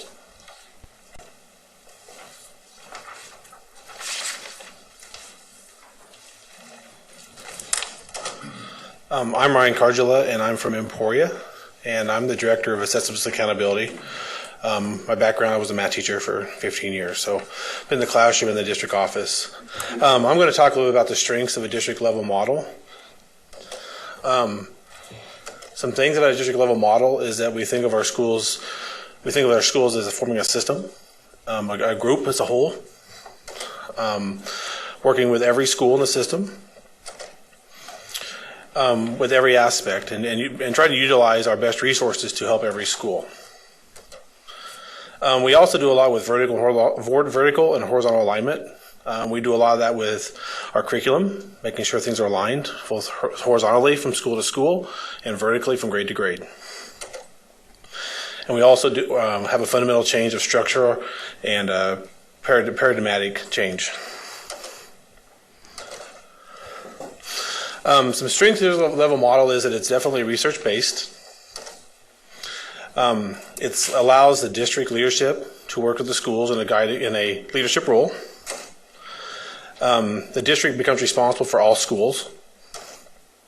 And it promotes a horizontal and vertical alignment and using our resources to do that as a district. Promotes collaboration. It promotes the economical use of our resources. We do a lot of that in Emporia. We try to utilize as much of our resources as possible for every school. And it increases our local board involvement. And it also increases a broader involvement from the community. This graphic here is some states that are utilizing district accreditation. There's also a few there that accredit both districts and schools.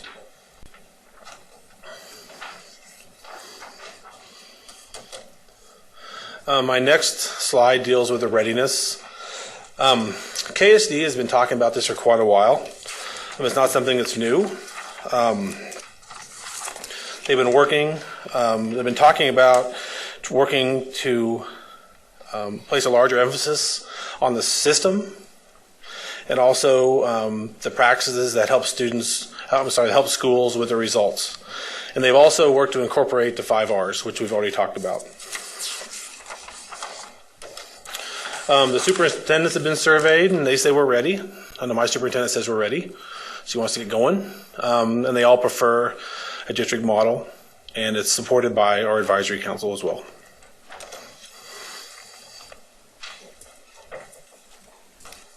So that brings us back down to the 5 R's. The 5 R's are in a rubric form for school districts to use. Relationship, relevance, responsiveness, rigor, and results. And they have been broken down into subgroups, and they are in rubric form for school districts.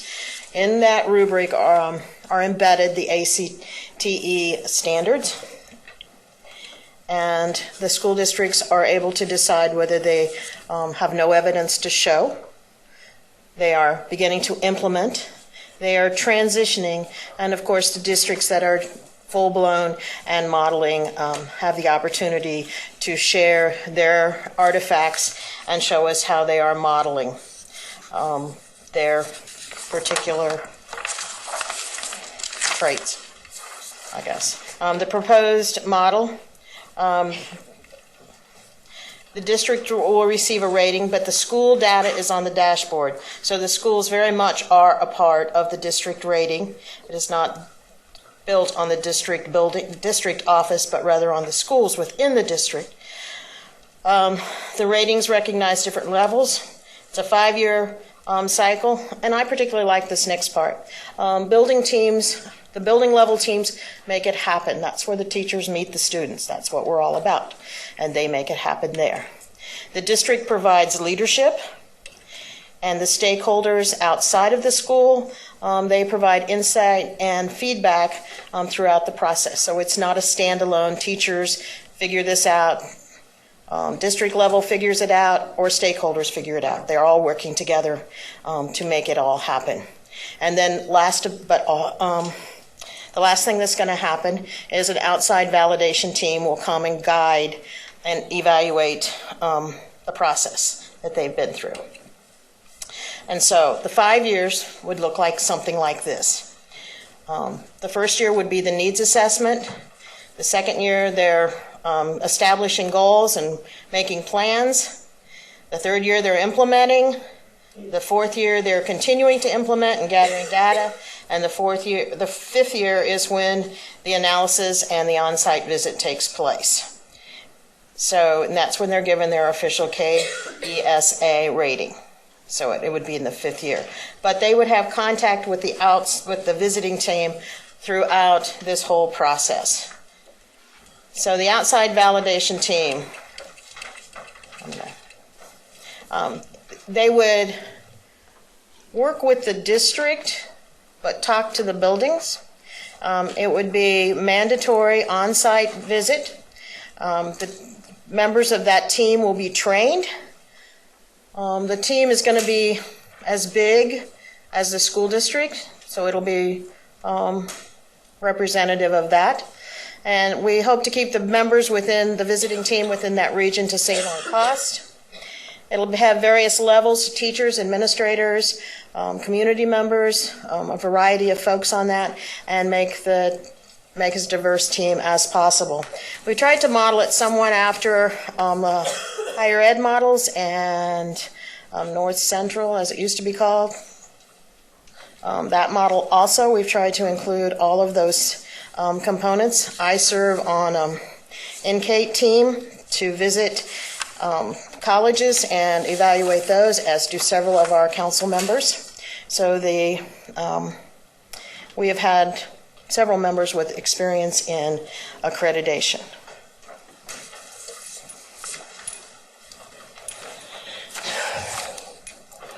Our next slide goes to,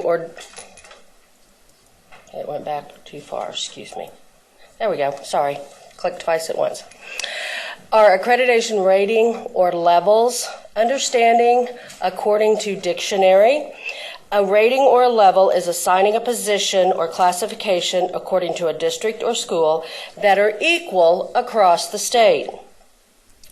We have come up with these distinctions or these levels: accredited with distinction, elegance, excellence, sorry, can't read today, progress, accredited, provisionally accredited, not accredited, or a transitioning rating, which means approaching, accrediting with, we're working on that particular model. What we want to do is base these ratings. The state board would celebrate, hopefully, distinction and excellence, acknowledge progress, assist provisionally, and appoint a state team to oversee those not accredited. These teams, that both the outside validation team as well as the team that's helping with assisting, would be made up of educators, administrators, community leaders, the KSDE, and these will all help to continue to improve and strengthen our Kansas schools for our Kansas kids.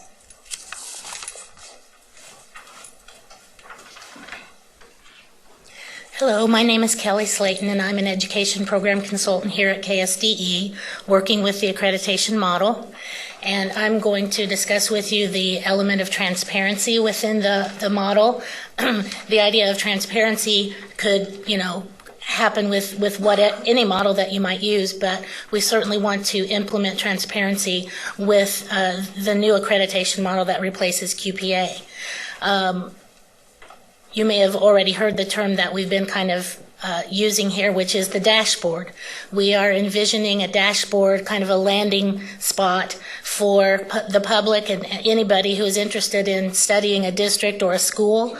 That school or that district has a landing spot on the KSDE website, and we refer to that as the dashboard. We've come up with a a few things that we would definitely want to have on the dashboard. It would be an overall demographic overview of the district or the school, whichever you're looking at. It would have results that are state and federally mandated, showing right there on the the dashboard. It would have results that are also just some district selected data points that the district might like to have showing there as well, because it might be an area of emphasis that they're working on. The dashboard would also show the overall accreditation rating of the district. It would show the different data points that they're using to come up with that rating in terms of those rubrics that are involved with the accreditation model. And then it would show the details of where they are in the process and how things are moving along, what their action plan is, and the goals that go with that, and how they're moving through the process. The dashboard could possibly look something like this. I mean, everything that we're presenting to you is kind of fluid in terms of finality. It's just, conceptual mostly here, and some of the wording could change, and certainly the look of this could change. But the idea is to show down the left side all kinds of links to all kinds of other places on the website that show data about that specific school or district. And then the top blue row shows just some examples of the kinds of data that could be used to show the district's demographic overview. And it would be possible for you to click on each block and go drill down for more detailed information about, for example, the student-to-teacher ratio or the low-income percentage. You could drill down and see how that's broken down in other ways. The student breakdown in terms of race and ethnicity, and the teacher breakdown, if we were to have those on there, you would be able to drill down and get further information on those. I don't know what color you want to call that, gold maybe, the gold boxes below, those are the data points. Those are whatever we want them to be. For example, we could say the top 4 are state and federally mandated scores, showing how this school or this district has done. And the bottom 4, again, I'm making up these numbers, are data points that the school wants to use. We don't have a range that way on here, but we just have, just giving you a look at what a dashboard could look like. Again, you can click on the block and you can drill down for further information on that school or that district. This particular slide shows what a district overview would look like. The very bottom piece shows the accreditation model and where the district is in that. At the bottom left, after the logo, the second block shows their actual rating. Again, that wording might change, but their accreditation rating would be there. You could click on that and it would give you information about what this rating means. Their relationship score, their relevance score, and so forth, those are scores from the rubric that they arrive at through, first of all, their self-assessment, and then at the end of the process, the scores that they received at the end through the outside validation team and so forth. Those would be the scores showing there at that time. And then as you can see at the bottom, there's a more info button on each one of those so that the person could click and learn what does relationships mean, what does it cover, and what is this district doing within this area. Relevance, what's that mean, and what is this district doing within the area of relevance, and what kind of results they're getting and so forth. So it's just kind of a landing place for people to go to when they're looking at a specific district. If you look in the upper right corner, you see that there's a drop down where the person can go and see any individual school that they want to see. And the school dashboard would be set up very much the same as the district dashboard. It has the individual school's demographic overview. The individual schools' state and federally mandated results, the individual schools' data that the district has selected as the data points we're using in our district, and the individual school's accreditation data and process details. Really the only difference is down at the bottom left, there isn't an accreditation rating because the district carries the actual accreditation rating. However, the school's involvement in the accreditation process is very clearly shown here at the bottom. Again, we have that school's relationship score, that school's relevance score, and so on, based on the rubrics and on the needs assessment work that they do at the beginning of the process. And one thing that I would add about about the process, the way that the QPA Advisory Council has envisioned it is that the process would be very much happening at the school level. One of the slides said that the schools make it happen. The schools would be doing really the foundational work, and then the districts would be using all of that data that they get from the schools to, to oversee and lead the process. Trying to think if there's anything else I meant to say. That pretty much covers the dashboard. Again, they could go back up here to the drop down and switch to another school or switch back to the district's overall view. Like I said, we want transparency, and we talked to the superintendents, a group of superintendents last week or the week before, and they said, we want this, we're ready for this.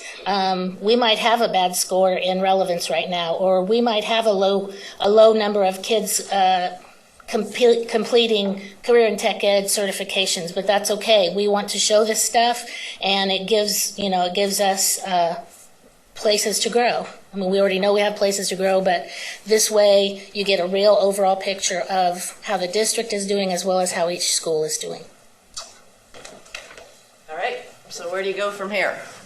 You have a couple of options. First off, the first place we were to go was to slow down a little bit. We had so much change that the field actually asked the group, let's wait and see if we could do this accreditation model a little bit later than some of the waiver requirements that you had to meet. So once we start getting some of these logistics in place, you will have to put the regulations for vetting it in place, and that will happen yet this fall and winter. Next school year, the regs will be presented to you as a receive item. You'll follow up with an approval item, at least we hope it will go right into approval. And then we will have the field getting ready with the final implementation components. So we would have in July of 2016 as the first formal cycle for all districts. And keep in mind then we would have a couple of groups of districts coming through in the first two waves, so to speak, that would not have the full 5-year cycle because they're faunching at the bit to get after this. They've been waiting. So those two groups would come through a little quicker. In terms of bibliography of research, Kelly and I put our heads together a little bit, and she prepared some for you. It's toward the back of your presentation. And just to give you a sense from the Advanced Ed side, because they have been working with me a little bit here, Advanced Ed 25 years ago, so 5 cycles ago, we started with a model called transitions. And transitions really focused in on as you move from one building to the next, trying to get some of that cohesiveness. So those were baby steps into our current model that we call systems accreditation. And this is our 3rd cycle with that. Hutchinson was actually one of 3 districts when we were still North Central that was one of the pilot districts in the 19-state area. So they stepped up and did that. Jean Ann Petz was the director before me, and she was working in that district, so she played a key role in that. So I know some of you have asked some questions and had some concerns about the whole notion of district accreditation, and I've already invited Scott, but he's told me I can invite you guys too. If you would like to serve on a team in a district accreditation format like we already have in place, we would by all means welcome you with open arms, and you could come in and serve as an official team member, or if you're uncomfortable with that, you could go in as an observer. But it would give you a sense of it before you have to vote on it and approve this. And it would let you see, and I will tell you, we've tried to say learn from a mistake we made, because our first round did not have buildings including their ratings. And our building leader said we felt left out of the loop. And our district leader said, you didn't give us the tools that would help us monitor. So we included that, and it is now part of this KSDE model as well. And it has building level accountability built right into it, as well as that district coordination. So it really does blend the two together quite well. As Ryan said earlier, it helps with the resources at the district level, and it just puts your schools working more uniformly together and having some district oversight. So again, I'm open to anybody that would want to serve on a team, and I actually have a little bit further, if you're just really into the research, I have an extended version of that as well. Brad, yep. That you were all doing such a great job. No one introduced you. What's that? No one introduced I did. you.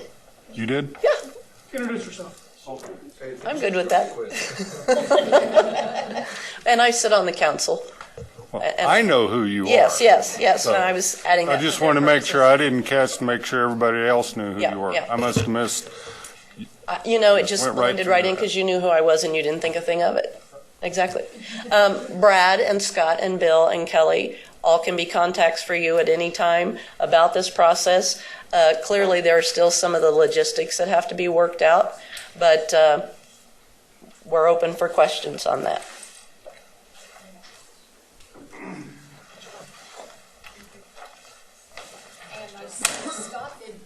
Did you have something further before we ask questions? We're ready Well, for Sally questions. Cobble has a question. Madam Chairman, I have two questions. Okay. I don't know what slide I'm back on, but it's the framework of the 5 Rs.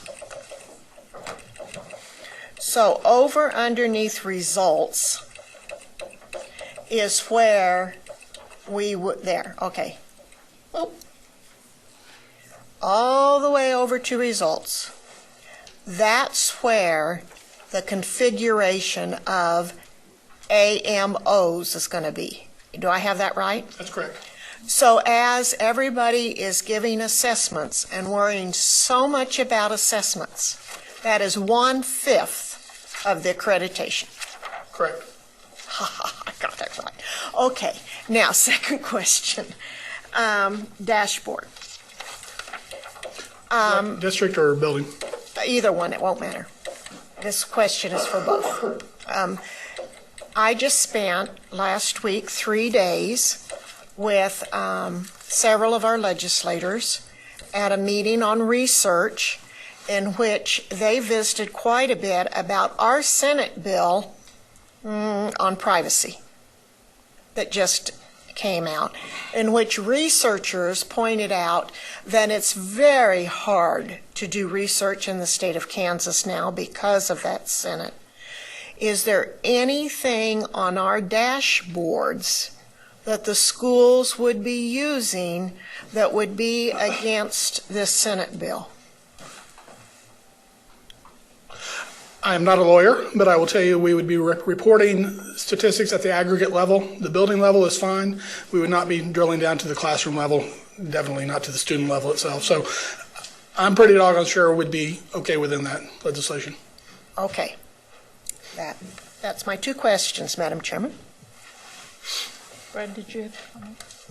Well, I just want to clarify and stay at this slide. But when you look at the 5 Rs and the one is results, this would be the visual of what that 1 R could be. But not only is it, if you see if Scott could move over the state assessment results, that's where we would right now when you go out onto the report card, all you see is information on that because that's all we're required to report. But right next to it, school district might want to report some other kind of results. It's up to them. So it's really 1/3 of 1/5. Right. But I think about the innovative districts, and I'm looking at one of the superintendents back there that they've chosen that they want to, in addition, focus on the percent of their kids that are attending post-secondary. and reducing the percent that need remediation. So he may want to show all the progress they're doing in those areas. So we get away from not only just state assessments, but we let school districts go in there and add additional. A district may want to focus on what they're doing in parent engagement. So they pull that in and they start getting value for those other cognitive, technical, employability, parent engagement, instead of just a state test. And that's what the concept of the dashboard is. It allows school districts to set other goals that you've heard these school districts today saying they're already doing. It allows them a place to show progress in those areas and get credit and value for that, just as important as an AMO. Yeah, and haven't we been asked to present our AMO strategy something? Maybe you ought to. And we were asked to present this at the next CCS. I was told I was going to be asked to present this because a lot of other states, and we talk about the whole accreditation model being innovative, no other state's doing this. So we're still, there's questions we haven't finalized yet, because we can't just say, well, we want to do what Kentucky's doing, or we want to do what we want to. So this is that concept. So.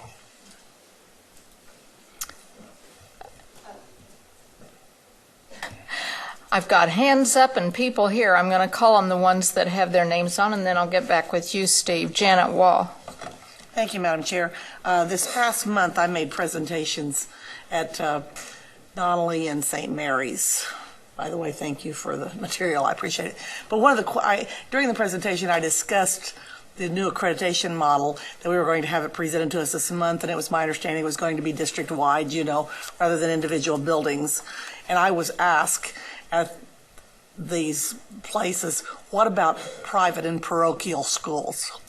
How will, because they're not, okay, they're mostly in buildings. And part of that, we met with a group of private and parochial schools in Newton, I think it was last year. It was a great meeting in that we get so caught up in our language, and I was very guilty of using the word district, and come to find out some systems don't have districts. And so we've had to we're rethinking that and rephrasing it to school systems, cognizant of the fact that there are individual singletons out there. And so this would fit for them as well. Well, when you say school systems, are you talking about the entire diocese? No. That would just be like Ward High School or Bishop Miege, correct? Correct. Okay, thank you. Kathy Bush. Thank you, Madam Chair. You guys have obviously done a lot of work on this. We've got a book today, so. And you can read more. Yeah, I'm sure. One question here, and then I want to go to that outside validation team, but since you've got this up, there's quite a bit of information that is available to districts, like on post-secondary completion, is there not? But that is really not made public, but it's really good data. And is that I see some up there that says post-secondary attendance, but I think there'd be some ways that we could incorporate that in a dashboard that is very powerful, because it's data that's already available. Correct, and that's part of what the pre-K through 16 task force is to do, is say, if we're serious about possibly redefining how we also look at success, not just academically, but looking at the other measures, are we ready then to start, for example, saying you have academic results that are already required, but what if you were required to pick 2 non-academic measures and focus on those, because that's what you're hearing from the innovative districts as an example. They're looking at other results that are all in the data's already there. So they could pull that in and build goals based on that as well. Okay. Then on the outside validation team.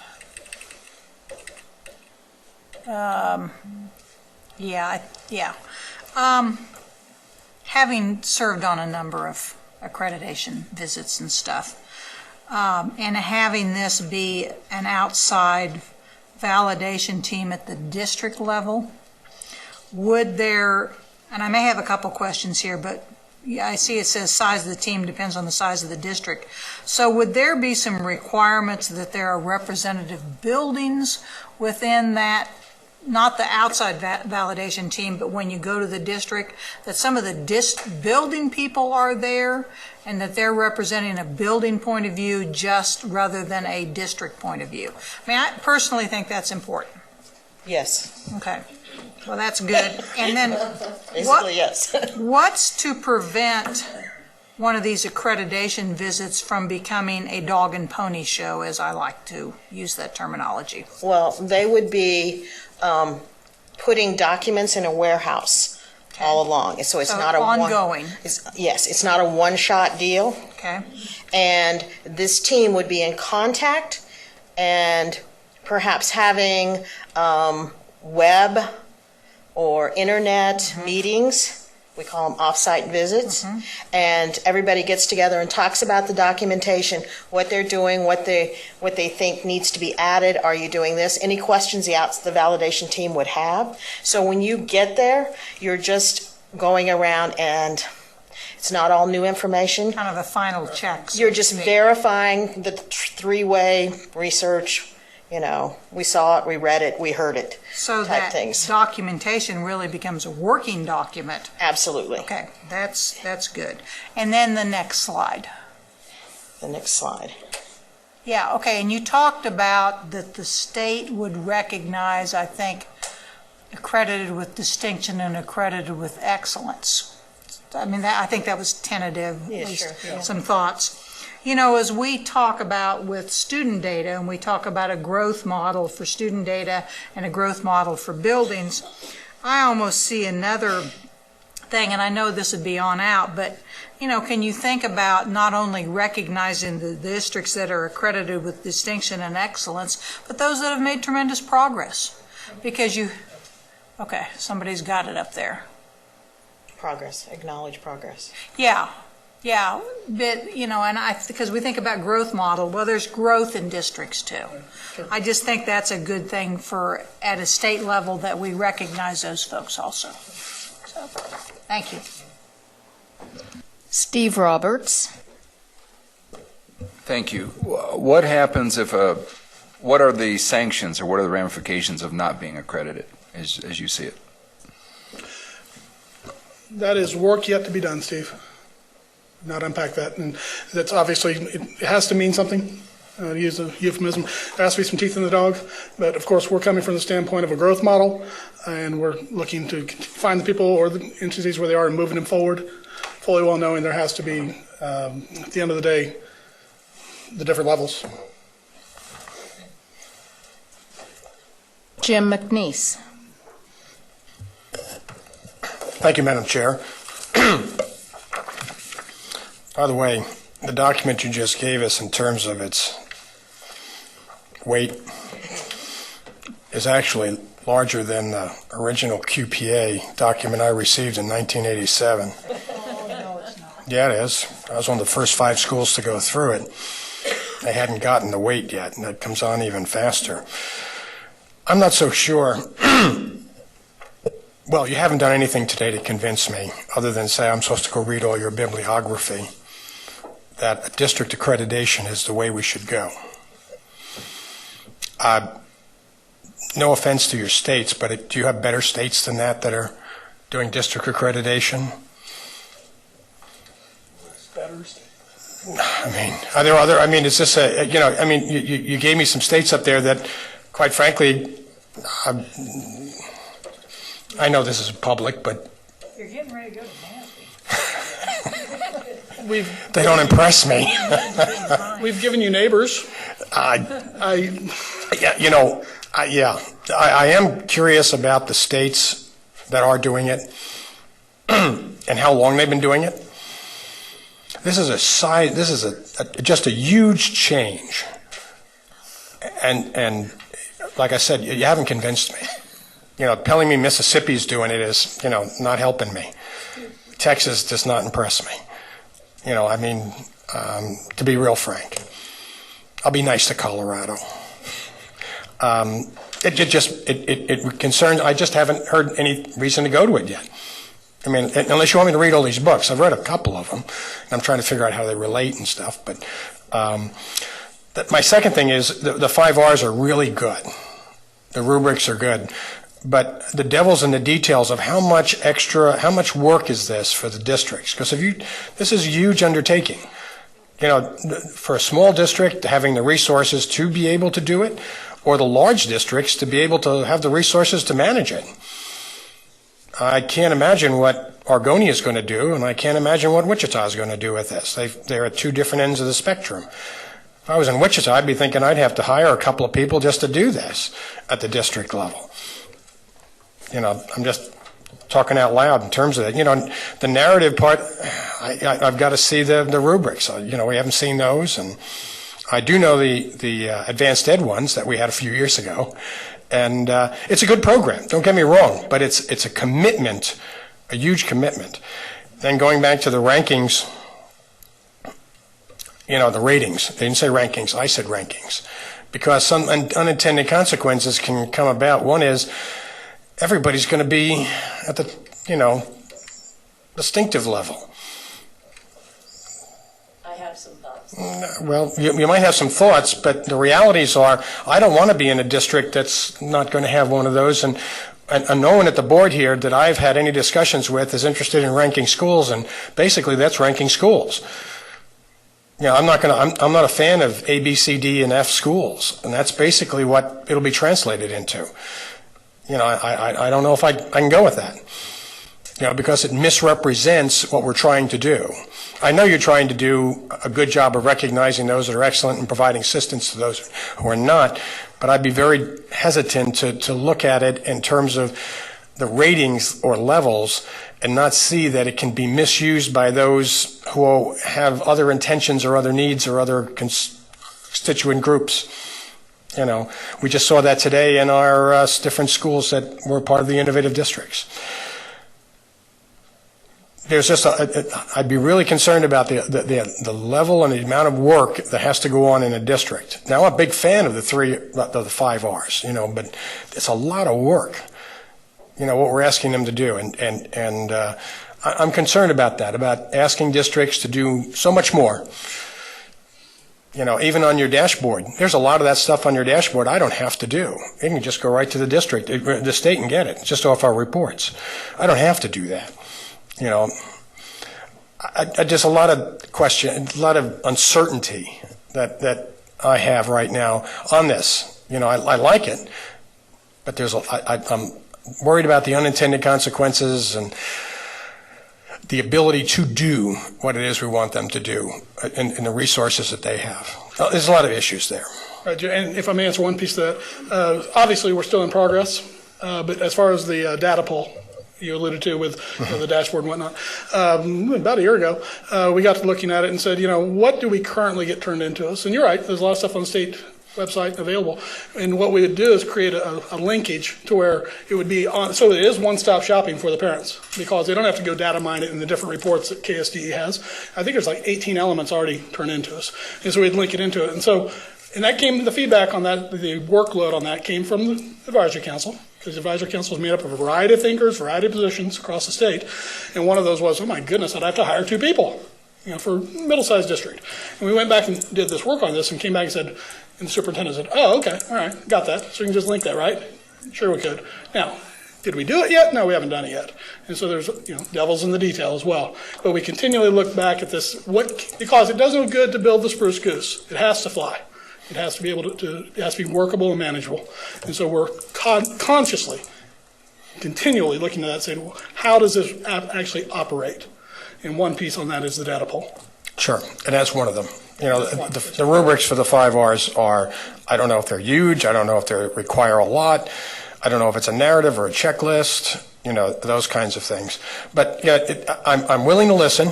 I'm more than eager to hear where you're going with this, you know, and testing it.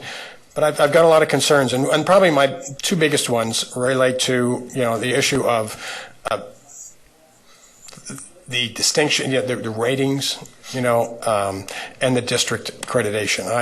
I'm just trying to work through that. Maybe that's because of a history of being building based. I can see a lot of buildings hiding behind that rascal. Just. How would they hide when there's individual school ratings? Oh, there's school ratings, but I don't. I just see it, when you do districts, I don't have the details that you have and the processing that you've done to make sure that doesn't happen, as we go forward. So I've got some catching up to do with where you guys are. So thank you. And it is good work. Now just carry me along. Help me with this. Thank you. And Jim, I would comment that Janet and I had spoken at a USA Superintendent's Forum a couple months ago, and we discussed accreditation, and that group was very supportive of the district because we discussed that issue. So I guess, there are opinions both ways. Ken Willard. Thank you, Madam Chair. I like the dashboard concept and the transparency that it provides, and it's very attractive. But I have some of the same concerns, and I really can't even voice some of them adequately, I think, that Jim expressed.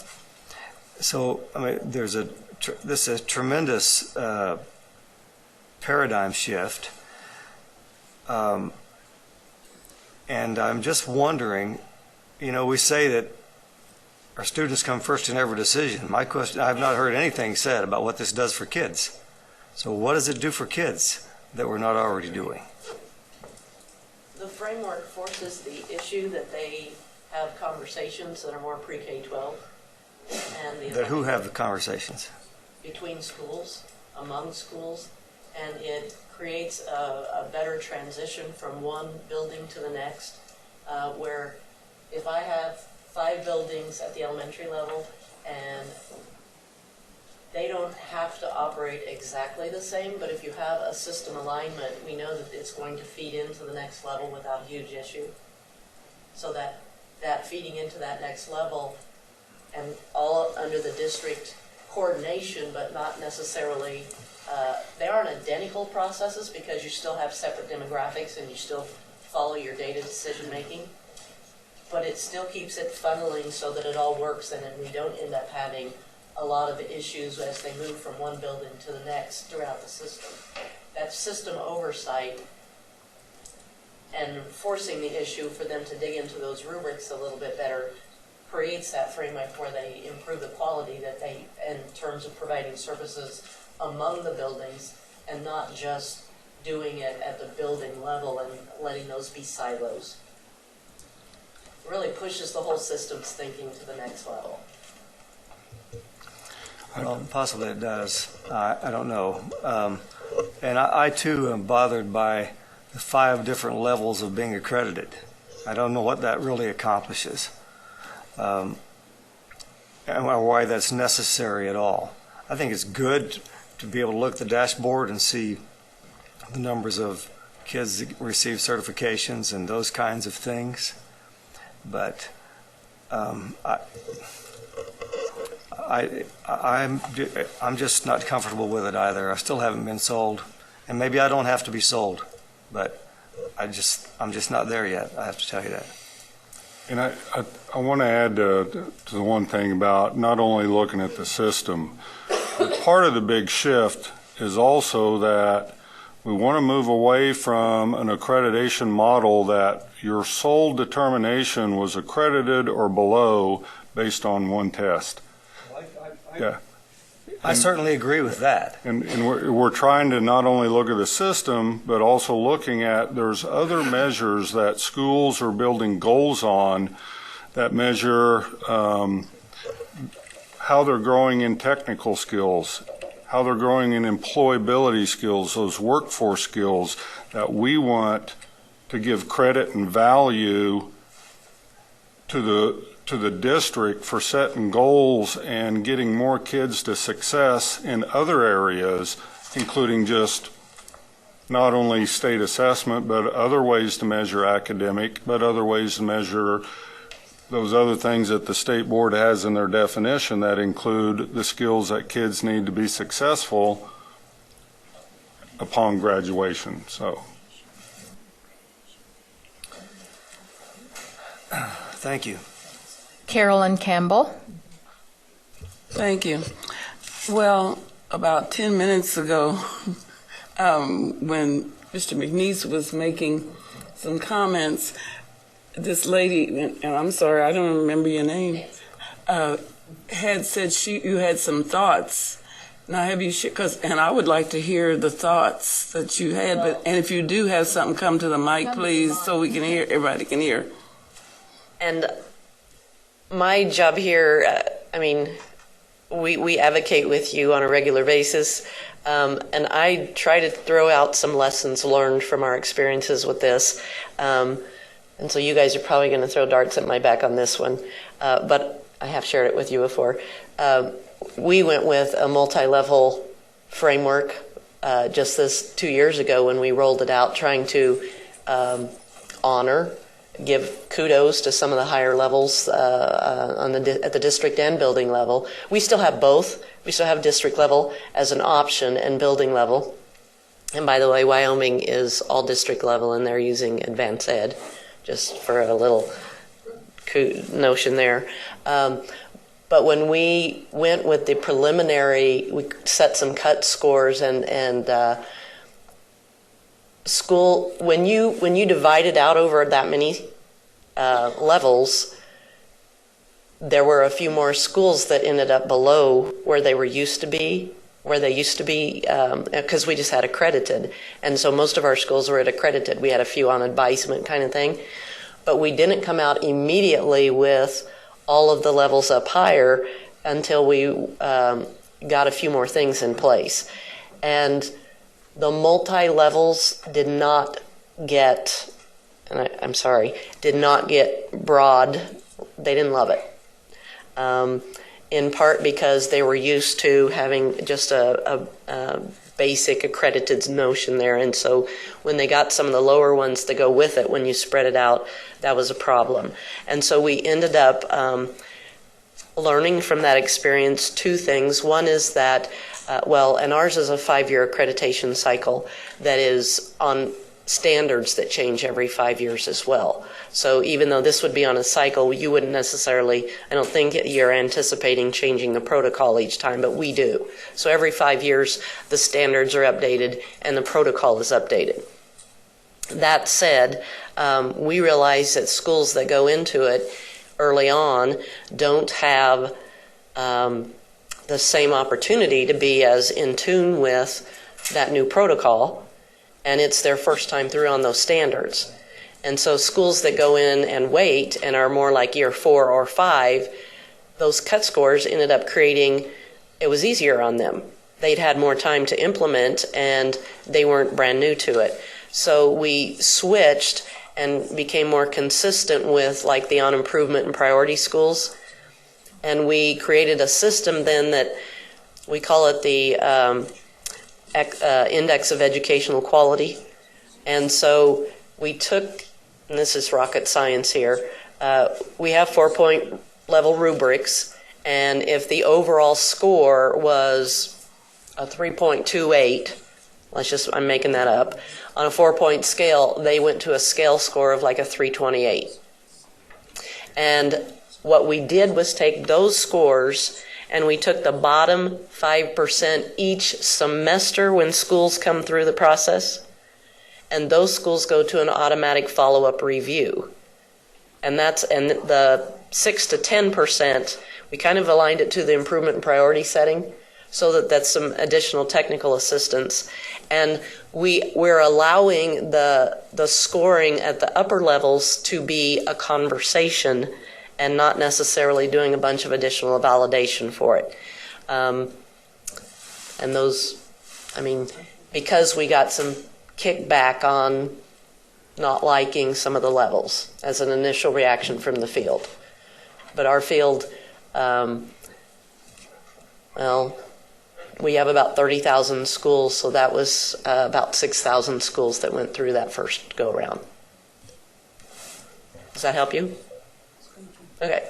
And Nancy, while you're up there, I've got to say I apologize to Brad for putting him on the spot, because I leaned over to him and I said, "Who is that?" But, you know, I was thinking, and I can't think and listen at the same time. I so get that. But I do kind of have a question. How will schools that are using advanced ed model fit into QPA accreditation? Is it going to be an either or, a joint has that been thought through yet? We don't have any finalized pieces to it because your model isn't finalized. And Right. we aren't making any premature decisions about that. What we hope is that our outside validation team can serve as the state one, and so we will help model or manage that for our districts as well. Okay. But at that point, then, if they're going to, like, we still have the option to be building or district level accreditation. So if they want to use our process to fulfill their state level, then they would need to go with a district level model with us. But we still have, and you asked about private schools. The Catholic school system has the option with us, even though they have that separate governance structure, they can still go through our systems model at the diocesan level as well. We give them that option. Wichita and Salina are moving in that direction. Kansas City's still thinking. Okay. Yeah, but I was asked that.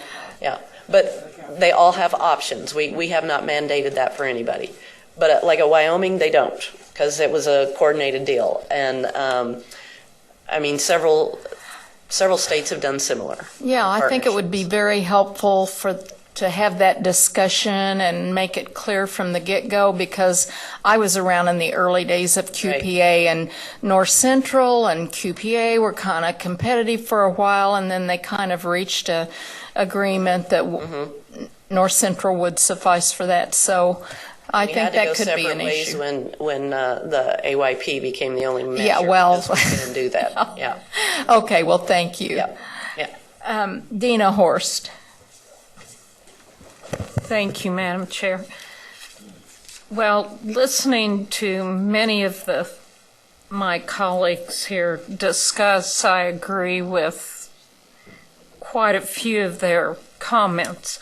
I do like the fact that there's multiple means by which accreditation takes place, and it's not just focused on really a testing arena. And I like the dashboards. My concern is, I have a little bit of concern, much the same as what Jim has, Mr. McNeese, because it seems like it's a lot of things that have to be done all at once. And maybe I'm just not understanding how the whole process yet. But I'm also thinking that I'm wondering, are we looking at piloting before we totally implement this and require it across the state? And if so, what are your thoughts in that regard? We have done a variety of pilots with the rubrics themselves, which the rubrics are online, by the way, but we can see that you get hard copies of them, just to make sure, as far as the field is concerned, did they just make sense in general. So we piloted those out early on in how they would go about their individual needs assessments, because this begins with, at the building level, them taking the rubrics and then assessing themselves and where they are in each individual area. So absolutely. So that's our mindset. And so if everything goes according to Hoyle, we would look to do some piloting this semester next year, because as we all know, there will be something. We'll stub our toes somewhere along the line. So we are looking toward that system. And as we all know, and we've had a great deal of I can't even name the number of people who have been involved in building the rubrics from the get-go. There have been obviously many moving parts on this. Some of the information we provided you today is, I'll call it aspirational, in that we've not, nailed it to the wall, but we know we need to discuss it, and we need, so we will be coming forward with true recommendations from the QPA Advisory Council, down the road. So some of this really is, we don't have that as a true recommendation, those different levels. But we're cognizant of the fact that that's an area of discussion for us. But yes, we'll be piloting. Okay. How many districts would you be focusing on? And would they be different sizes? When we did the pilot before, we made sure we went to we split the state into 4 quadrants, and we were very cognizant of size of district. We went to large, we went to the small, we went to geographic, and so off the top of my head, I think we had 30 districts who piloted the first round, and then we piloted again the second round. And so we had several districts involved. And it'd be a similar number, particularly because we'll have the technology built. We're continually working on the artifact warehouse. We'll need that piloted as well to see how well that works. Okay, thank you. Sally Cobble. Thank you, Madam Chairman. As I've listened to some of my colleagues on the board, when you go back to those 5 excellence accreditation levels, yeah. I wondered if the committee might rethink on some of those. I'm a little concerned also on, no, that's not it. Yeah. Okay. What happens if we would, instead of giving different levels, do, maybe accredited, not accredited, maybe accredited with progress or something. But then when it gets to credited with distinction and credited with excellence and whatever, what about if that goes back to our confidence in Kansas Education Committee? And then they could give those honors, and that be an honor instead of part of the accreditation rating. I think when you start doing this distinction and excellence and progress, I'm concerned about that. Understood. I think what we would all say in answering to that to some degree is, we go back 3 years when we started developing the rubrics and developing the process and testing with the field. And this was all sort of pushed to the background, as you know, with the flexibility waiver and the evaluation systems that we put in place. And there are a lot of parallels to what we experienced with the evaluation process and this one, including the performance levels. We had these similar conversations where we were talking about what is ineffective, developing effective, and highly effective. And then schools, they still love their banners. I mean, schools are never going to get away from love of banners. And they're not competing against one another, but they're trying to reach a level.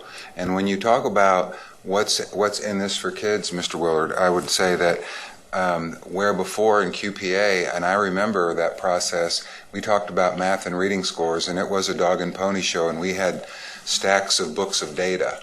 And we don't want that.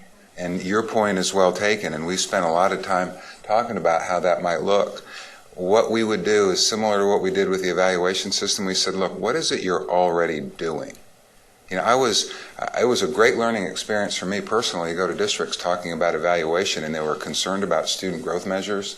I can't think of a single district in the state of Kansas who had to spend a dime to recreate, purchase, or do something different than they already had.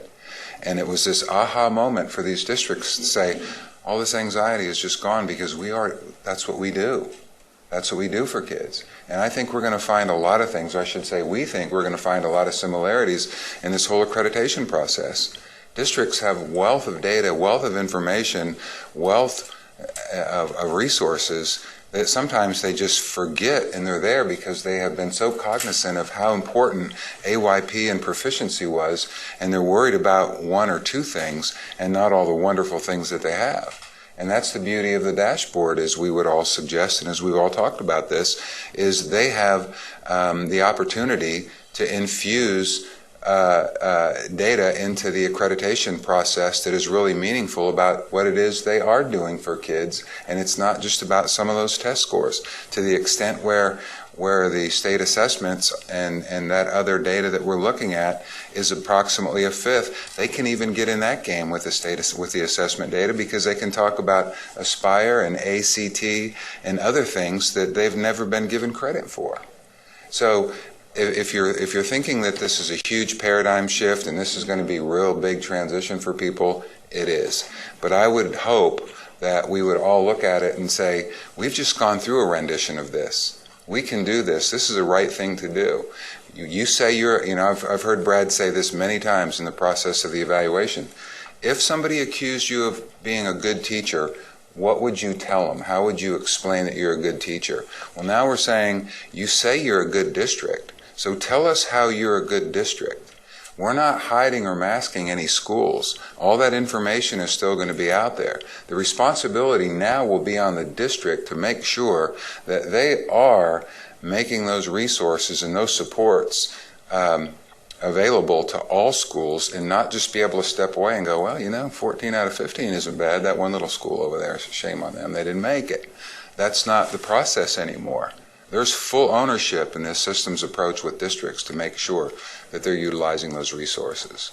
And when it comes to the distinction and the different levels, that is what it is. You can change them, you can not have them. I mean, that's all fair game for conversation. However, if you talk about what a district is going to do to improve, they will hopefully see their strengths and their weaknesses, and we haven't even talked about them selecting certain goals. They'll pick a goal or two or three perhaps, or an R to specialize on, because they may be one of the best districts in our state, and through this process they're going to find out that there are a couple things they've been totally neglectful of some population of students or some programmatic kind of thing that helps kids. And so we don't have all of the answers, and this advisory group has just been incredible. In the last couple of years, they attend just very diligently, and they're concerned, and they bring good questions, and they're very passionate about it. And we've taken it to SOUPs, and it's been to SOUPs councils, it's been to school districts. Many of us have been across the state back and forth multiple times with the evaluation process, and accreditation comes up every single time, every time. And it's also an opportunity for us to receive information from them, to have input. So I know no one is suggesting or thinking it, but this hasn't been created in isolation, and at some point we've got to take another step forward, and hopefully that is a couple of more definitive opinions from the advisory council, getting busy on writing regs, bringing those back to you, having some more discussion like this to see how we progress and get going. Because we have, as you know, we have school districts out there, they're saying, we're ready to go on this. We want to do this. We want to volunteer to be one of the top couple of groups to get started and get this cycle going. Anyway, I hope maybe that, I don't know about the states. I'm with you with the states. I looked at that and I thought, where's Rhode Island? I'm from Rhode Island. There's no Rhode Island. And if I might, there's nothing that's going to prohibit our schools from taking our scores and start lining them up if they want to get in some kind of competitive positioning of schools. So I am supportive in many ways of finding ways to, by all means, acknowledge the good work of schools. So I don't want to take that piece away. I just know that we, as an initial reaction, we had some schools that didn't necessarily like it so much. On both ends. On the lower end and on the higher end, because they didn't want to get into competitive scenarios. Other questions? Well, this has been a very informative discussion, one that I think we need to have, and we'll be having you come back, I'm sure, as the process continues to develop. Thank you all for taking time to be here today. Thank you very much. Thank you. All right. Next, we have legislative matters. Dale Dennis. Okay, go. Can you help us with this one right now? Yep. Peggy, I'll help you.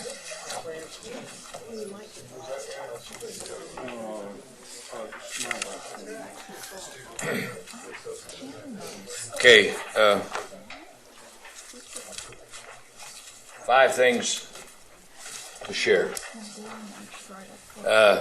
Number 1, let's go with this next. Interim committee membership just came out, so if you want to know who's on what committee for the interim, you got it. Next, Craig's going to give you, with Peggy's help, the tentative recommendations of the K-12 Student Performance and Efficiency Commission, and they have not completed their work, but that's a document they made available up to this point. All right, here we go. Next is a survey that they sent out.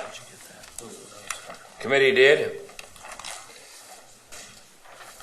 And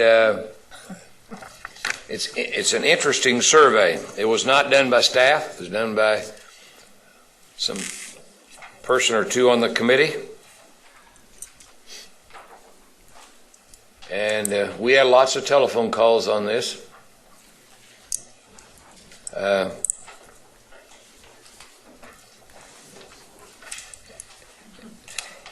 And following that, they did for lack of a better term, kind of a public blog. They sent it out to superintendent and said, make it available to anybody and everybody. And I don't know how many responses they have, but I did know the other day they had 1,800. That'll be a challenge to respond to. And if you have the desire to, you're welcome to. But these 2 surveys came about after their last committee meeting. So, Dale, was the blog the same content as this staff development survey, or was it different? It's a little bit different. That survey on registration for staff development, and in the bottom parts where we got a lot of the calls. Say, I got a super health insurance plan, but somebody else says, well, mine's real poor, but all you did is check, did you have one? So everybody checked it. Now, they did that one. Now, this last one, I call it a blog, but really what it is, it's any suggestions or comments you have for the committee. Any comments or suggestions you got for the committee, you can submit it. Here you go. Wait a minute.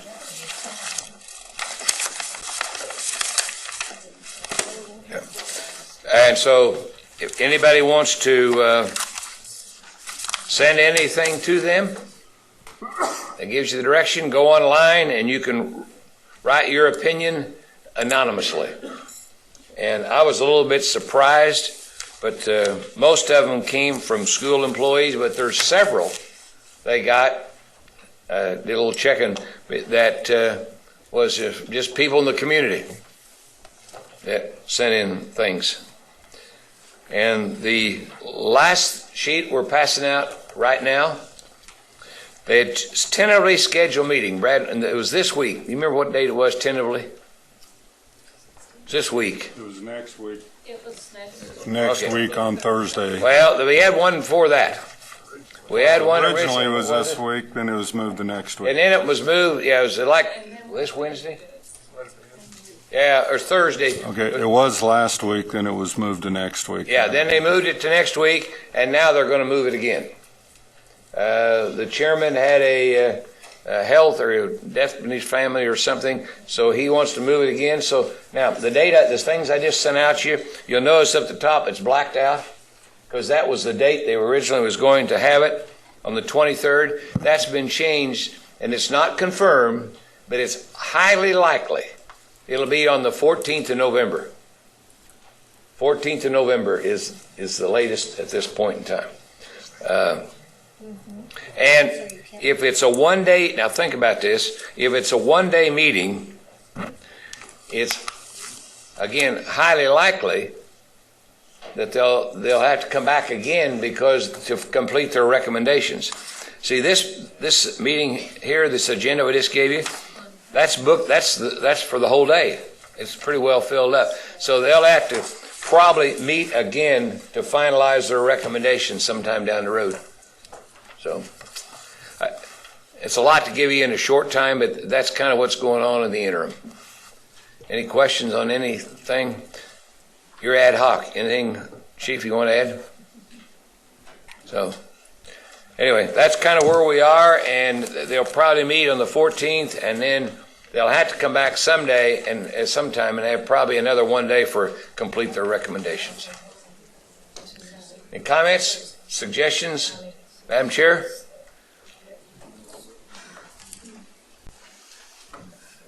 I'd say this, business is really good right now, by the way.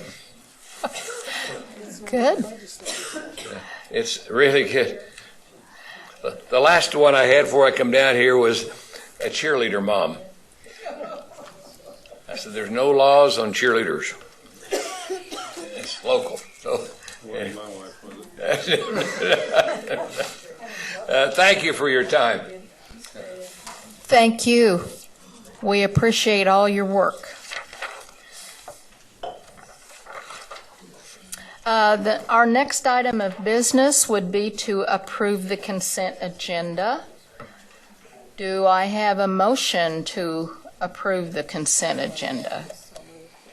I see Carolyn Campbell had her hand. I saw her hand. So moved by Carolyn Campbell, seconded by Kathy Bush. Is there discussion? There being none, all in favor, raise your right hand. All opposed. So is that an abstention or? An abstention. It is an abstention? Yes, ma'am. Okay.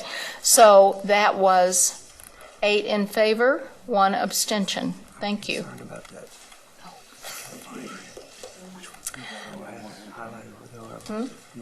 The concern was brought to us today on the AP. We do need to talk about meeting dates for next year, and golly, I feel kind of silly leading this discussion since I won't be here, but you guys need to be here. So,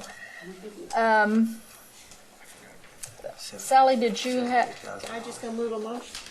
Oh, without discussing it? Well, I can discuss it after I move. Okay.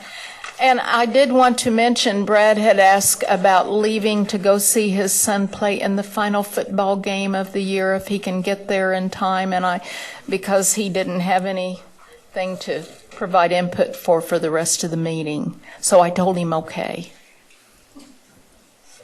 Sally. I move that we accept the, is this information only, or is it a board action? No, it's, Never mind, I don't have a motion. If it's just received, I like what we received and I have no comment. What? If we're on calendar discussing. I know, discussion, yeah.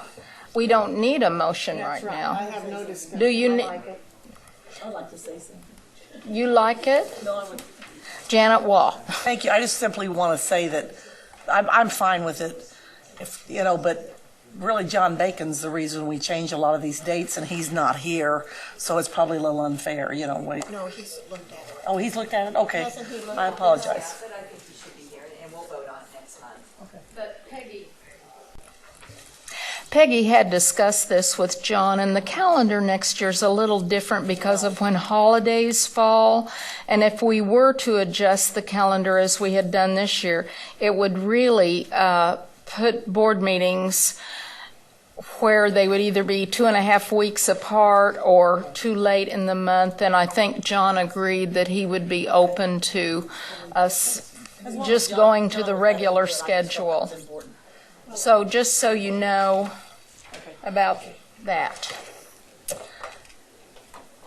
So that will be voted on at the next meeting then? Okay, well, you have time to look at that and think about it then. Well, we are ready for board reports, and I will begin by reminding you that we will have a special closed session on Wednesday, October 29th at 9 o'clock here in the boardroom for presentation of commissioner applications. This will be informal, so laptops won't be necessary. Parking has been reserved for us in our normal spots. However, when we meet later in November 5th, 6th, or 7th, when we finalize those dates, we won't have reserved parking places. We'll have to park in the city center garage, just north of the Landon building. So you might keep that in mind. I also wanted to let you know that following our meeting, Wendy, our HR person, will be sending out the evaluation forms for the board secretary and the board attorney, and for you to complete, and those will be returned, should be returned by November 1st. So just be aware, look for them. It doesn't take much time. Because of the timing and the fact that we are involved currently with the commissioner search, we decided not to do the commissioner evaluation at this particular point in time, so we may delay that somewhat. All right. I guess there weren't any other legislative issues that Ken or Dina had to talk about today. You've heard about them already. Okay. Well, how about our board attorney's report? Thank you, Madam Chair. I sent you my monthly report as I typically do. Any particular questions on that, I'll be happy to answer them. The only two things that I have coming up, both are pretty significant. One is I've sent you the agenda. Like several board members who are attending the NASB conference, I'm attending the National Council of State Education Attorneys Conference in Westminster, Colorado, leaving tomorrow, and we'll have seminars and conferences on Thursday and Friday in conjunction with the NASB conference. And so I'm looking forward to that. Scott Gordon will be there also for those sessions. We also received notification that the Petrella lawsuit that was in the 10th, that has been appealed to the 10th Circuit, is set for oral argument on November 20th. So I'll be returning to Denver next month with the other attorneys who are all involved in the Petrella lawsuit. I've shared the copies of the briefs with you from time to time as those have been filed. And if once we get the names of the panel of judges and the other information, I'll probably forward that on to you or give you a little more detail on that during the November board meeting. But that's the next thing on the horizon that will be keeping me busy. Will be preparation and coordination with other counsel in preparation for the oral argument in Denver before the 10th Circuit Court of Appeals. That's all I have. Okay, are there questions for Mark? Okay. Are there any committee reports? All right. Madam Chair. Yes. I was privileged to attend the Professional Standards Board meeting, and one of the things that troubled me was a suggestion that because we're having difficulty with getting math teachers, and there's a lot of people getting ready to retire and so forth, that we just lower the math standards instead of having teachers who have gone through, say, college algebra and trigonometry and calculus, maybe linear algebra, and this was just a suggestion, kind of like throwing spaghetti against the wall, but maybe in order to fill these slots, we should just ask our math teachers to take one class beyond the level at which they're teaching. And that's a horrible idea, and I just wanted to pass that along. I mean, it's my opinion that that's a horrible idea. That's Well, just my did opinion. it get any traction in committee? Well, it was being discussed, Yeah. and Well, I just want to share that with you. I find that very troubling. Okay. I'll just, since you've already told us about one of your board activities. Was there anything else? And we'll just start at that end and move this way for our board reports. Yes, I've had a couple of conferences with my local districts trying to answer the question, what are these elements of pedagogy that are essential? And I'm not having a lot of success. One thing that really, again, I found troubling was an elementary school principal told me that she has a daughter at KU who doesn't understand percentages, and there's absolutely nothing wrong with that. I mean, she's a fine person. Well, I'm sure she's a fine person. But for an elementary school principal to say that there's nothing wrong with having a college student who doesn't understand percentages, I found that troubling as well. But that's not talking about pedagogy, that's talking about content. Yes, it is. But to answer the question, what is it that we require of our teachers before they get to the classroom? I mean, it's no secret that I came here with the idea that content matters as much as the pedagogy. And I think there's a general sweep in that direction. I'm proud to be part of that movement. I think we're making progress in that area. I think the innovative districts is something moving to that arena. We heard it several times today that we have difficulty licensing people who rather know what they're talking about. And, you know, I have to tell you, advanced ed has 2 strikes on them from my experience, because I was hired to be a math teacher, and I was one of the better math teachers they'd ever had, and they couldn't keep me because I didn't have my license at the time. Well, but advanced ed doesn't have anything to do with that. Well, they did when I was there at Lutheran High School. It was North Central accreditation. Sorry. Just so you know, we were going to have a discussion and presentation about pedagogy at this board meeting, but since we had to shorten it to one day, we delayed it because we thought everyone would want to be there. And I appreciate that, Madam Chair. Maybe that will help answer your question. Well, what I would like to offer is the opportunity for any board member to join me if I can set up a meeting anywhere in the state of Kansas to help answer this question. If I could have a fellow board member attend with me, I'd be very grateful. But who are you going to talk to about that, Steve? Well, I would talk to anyone who has a stake in it. I would talk to any stakeholder. I would talk to a superintendent. I would talk to a teacher. I would talk to anyone who's a stakeholder. I would talk to colleges of education.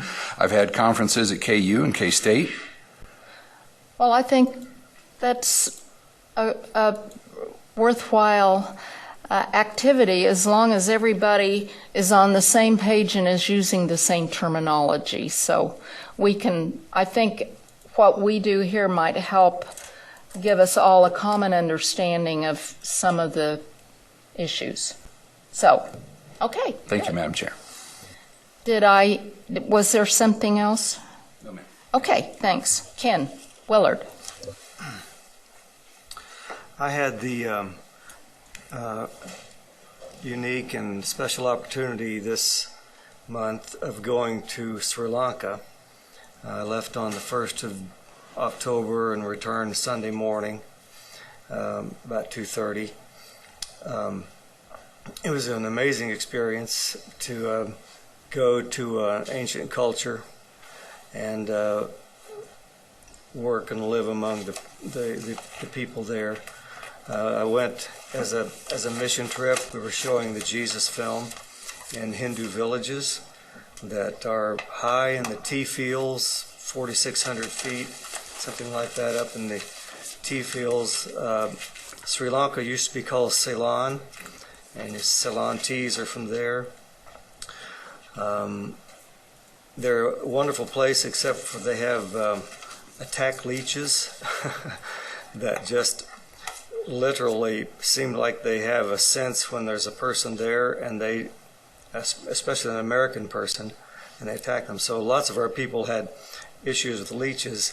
I thought I had escaped it until the last day. We had a little photo session, and midday I happened to look down and I had blood all over my jeans, and I'd had one on there. And but other than that, it was a fabulous experience that I could talk all day about, and I've got lots of pictures. I haven't had a chance to collate or put them together or anything. But while I was there, I did get to visit a school, and I won't submit travel for that like a board member did one time, going to Russia. But if I did, it would be well worth your money.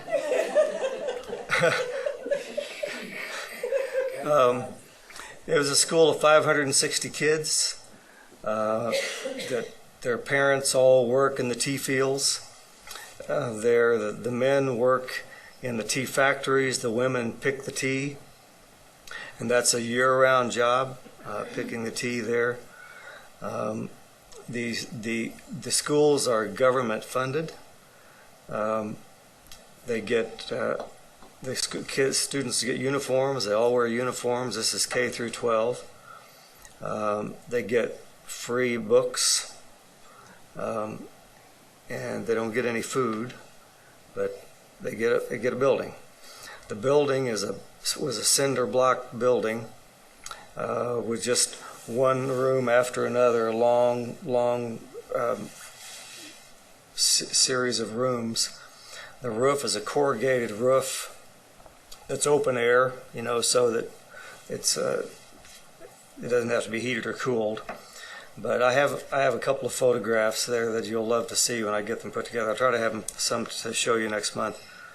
That it rains practically every day there, even at the end of the monsoon season like we were in. And I observed a hole in the roof up there in this first grade classroom. But the kids, I would love to have had you all there with me, because the kids just absolutely grab your heart, like they do in any school you go into. They're not any different there. They knew we were coming. They had gifts for us, and they sang little ditties for us and all this sort of thing. At 560 kids, 31 teachers. I talked to one of the teachers at some length. She teaches all day long. 8 classes that she teaches. She has as many as 50 kids in some of her classes. She teaches history. And then after school, we have, this is through our church, they have what's called child development centers. And so they do after school programs for these schools that last for 3 or 4 hours. And they do the tutoring, and they help them with their schoolwork. They give them a short little biblical lesson as well. But this goes on all year long. I mean, the entire school year. So she not only does the teaching, she does the after-school program as well. So their tremendous dedication to this. I have a picture of, I could show you some of you before we leave today. I met 4 teachers standing out there together, asked if I could take their picture, got their photograph, their beautiful picture. And one of them taught English, one of them taught math, one of them taught music, the other taught dance in this little school. So they get the full arts and in their program as well. The classrooms are nothing but a square room and some little tables that they all sit around. And some had blackboards, some did not have blackboards, but they have posters on the walls and no technology to use whatsoever. But the word we got was that Sri Lanka is like 95% literate. And while we were there that day, some of the 5th grade students were gone because they were taking a special test that would enable them to get a higher level of education, a better school somehow. So it was just a fascinating and educational opportunity. But I'm not going to charge for it. It was a great opportunity for me, and I loved it. So that's about the only educational thing I did this week, this month. Sounds like a good one. It was a good one. Janet Wall. Thank you, Madam Chair. If the board does decide to pay for Ken, I'd like to go to Australia, and I would make a good report on my trip. I mentioned earlier that I did go to Donnelly College and St. Mary's, and got a good reception there. They were very pleased that I came, and the PowerPoint was excellent. So thank you for your help in that area. But the other thing I want to report on, just real quick, is I did go to Kansas City, Kansas. They got a bookmobile, and it was really kind of exciting, and you don't see that many anymore. I understand Topeka has them, but they had a new one, and this is kind of a new deal for Kansas City, Kansas. And I'm just so proud of this district, though. But one of these days, if we ever have room, and I don't know that I ever will, they have a wonderful literacy program going on in Kansas City. I think I told you all about that Read Today, Lead Tomorrow program I attended that they started.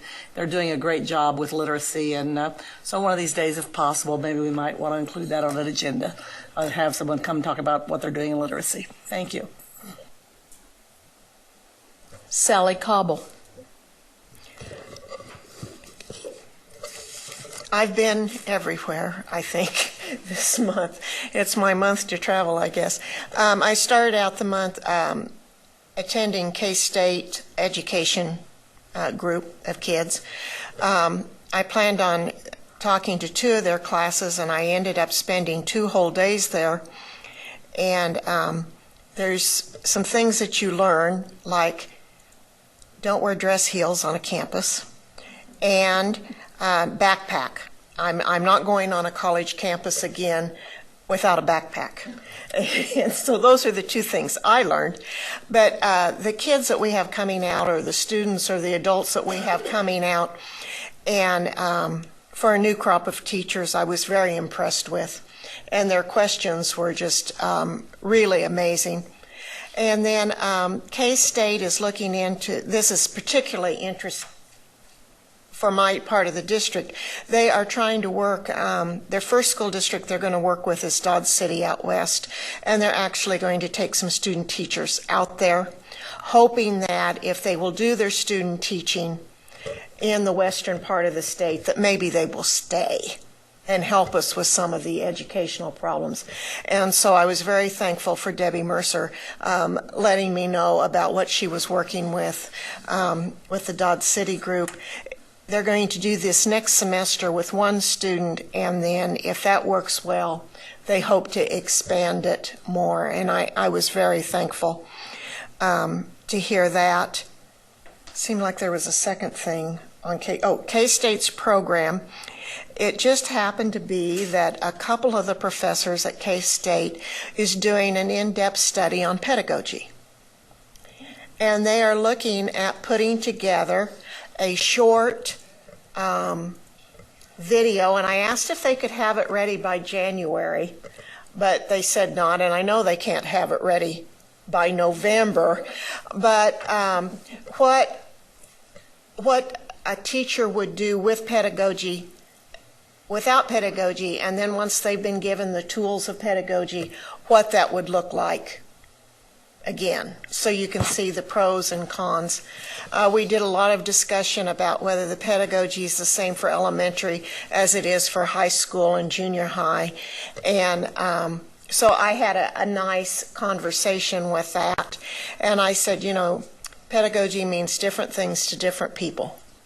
And but I thought that would be interesting. And I did let Brad know that for the November pedagogy that they were doing this, but I don't know if that's in his realm of bringing what he's doing together to bring for us to that.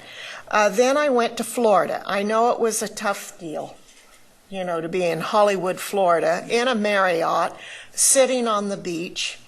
This was with the chief state school counselors. No, that's not counselors. Council, which is really the legislators' national group. And I was there with Senator Schmidt, Representative Dirks, and Representative Rooks, Blake Sanders, and I. And then they had us sitting at the table. Our table also had a researcher from North Carolina, and the Kauffman Foundation research particularly was for us.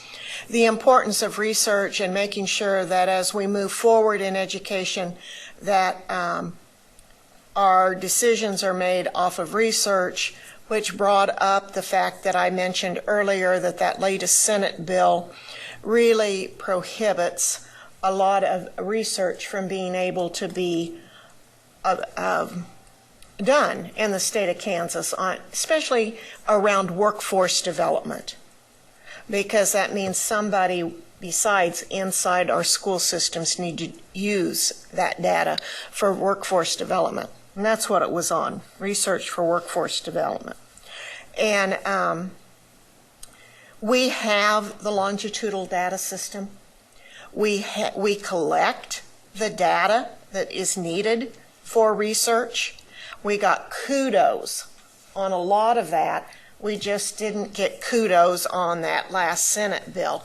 And so what our legislators that were there recommend, and they ask us that when we are speaking with our anyone that is wanting to do research, or what is it part of that Senate bill that keeps them from doing what is needed, and maybe help with a discussion on the revision of that Senate bill.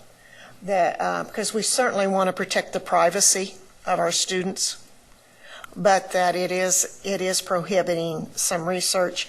And if I wouldn't have left my computer and everything in Dodge City when I left yesterday, I could have given you examples, but I can't remember that off the top of my head.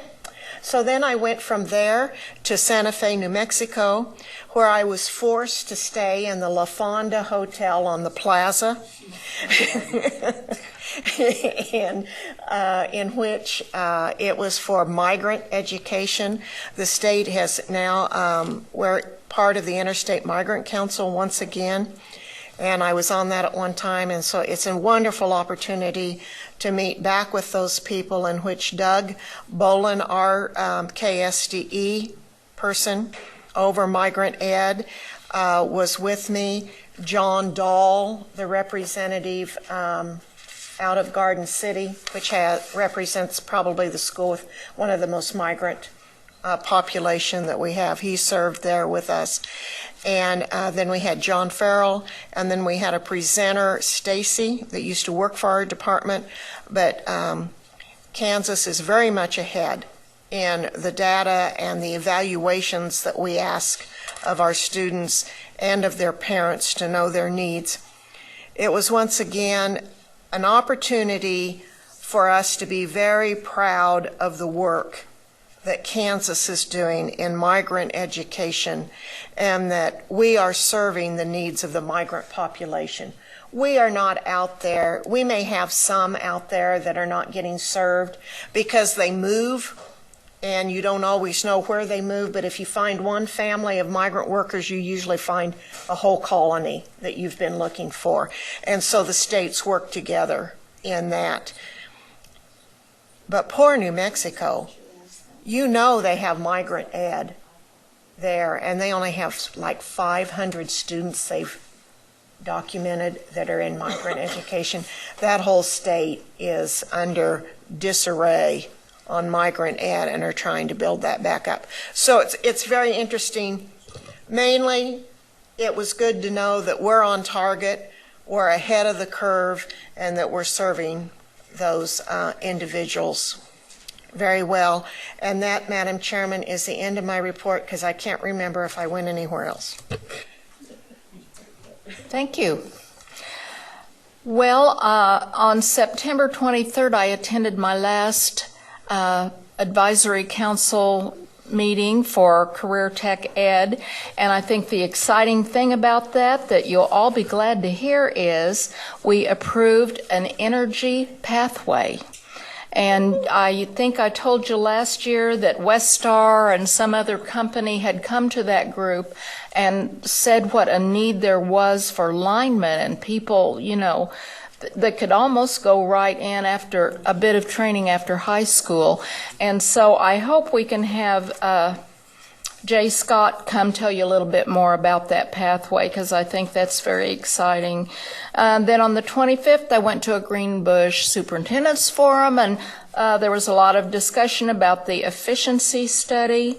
On the 29th, I attended a KASB summit, and the topic was Rose standards, and school boards were having roundtable discussions about how that would impact in their district and what they could do to help implement all of those standards. Last week on Wednesday, I went to a KNEA forum. Their issues were assessment, fingerprinting, and code of conduct. And then last Friday, Janet and I went to Emporia State to the reading conference, the Kansas Reading Conference, and we had a little breakout session about the state board and what we do. And we didn't have a lot of people there, but we had a great discussion. So those were my activities. Carolyn Campbell. Really have not had much travel, but I was visiting a school and had discussion with the associate principal and some counselors, and it brought to mind the question that how many district schools have like a grow your own program now?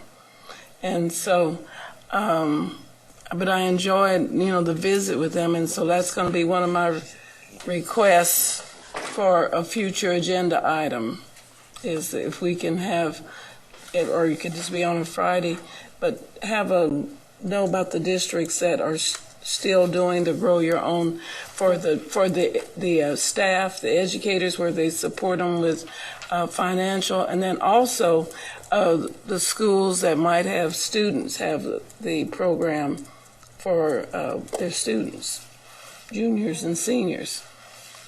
Thank you. Dina Horst. I also attended a KASB summit in Junction City, and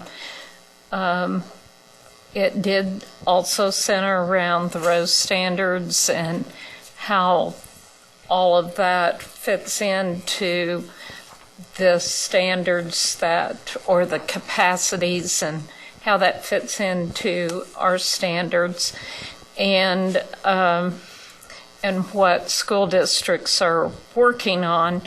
But it also gave me an opportunity to interact with a lot of my superintendents and board members from my district, and also a number from Sally's that were there as well.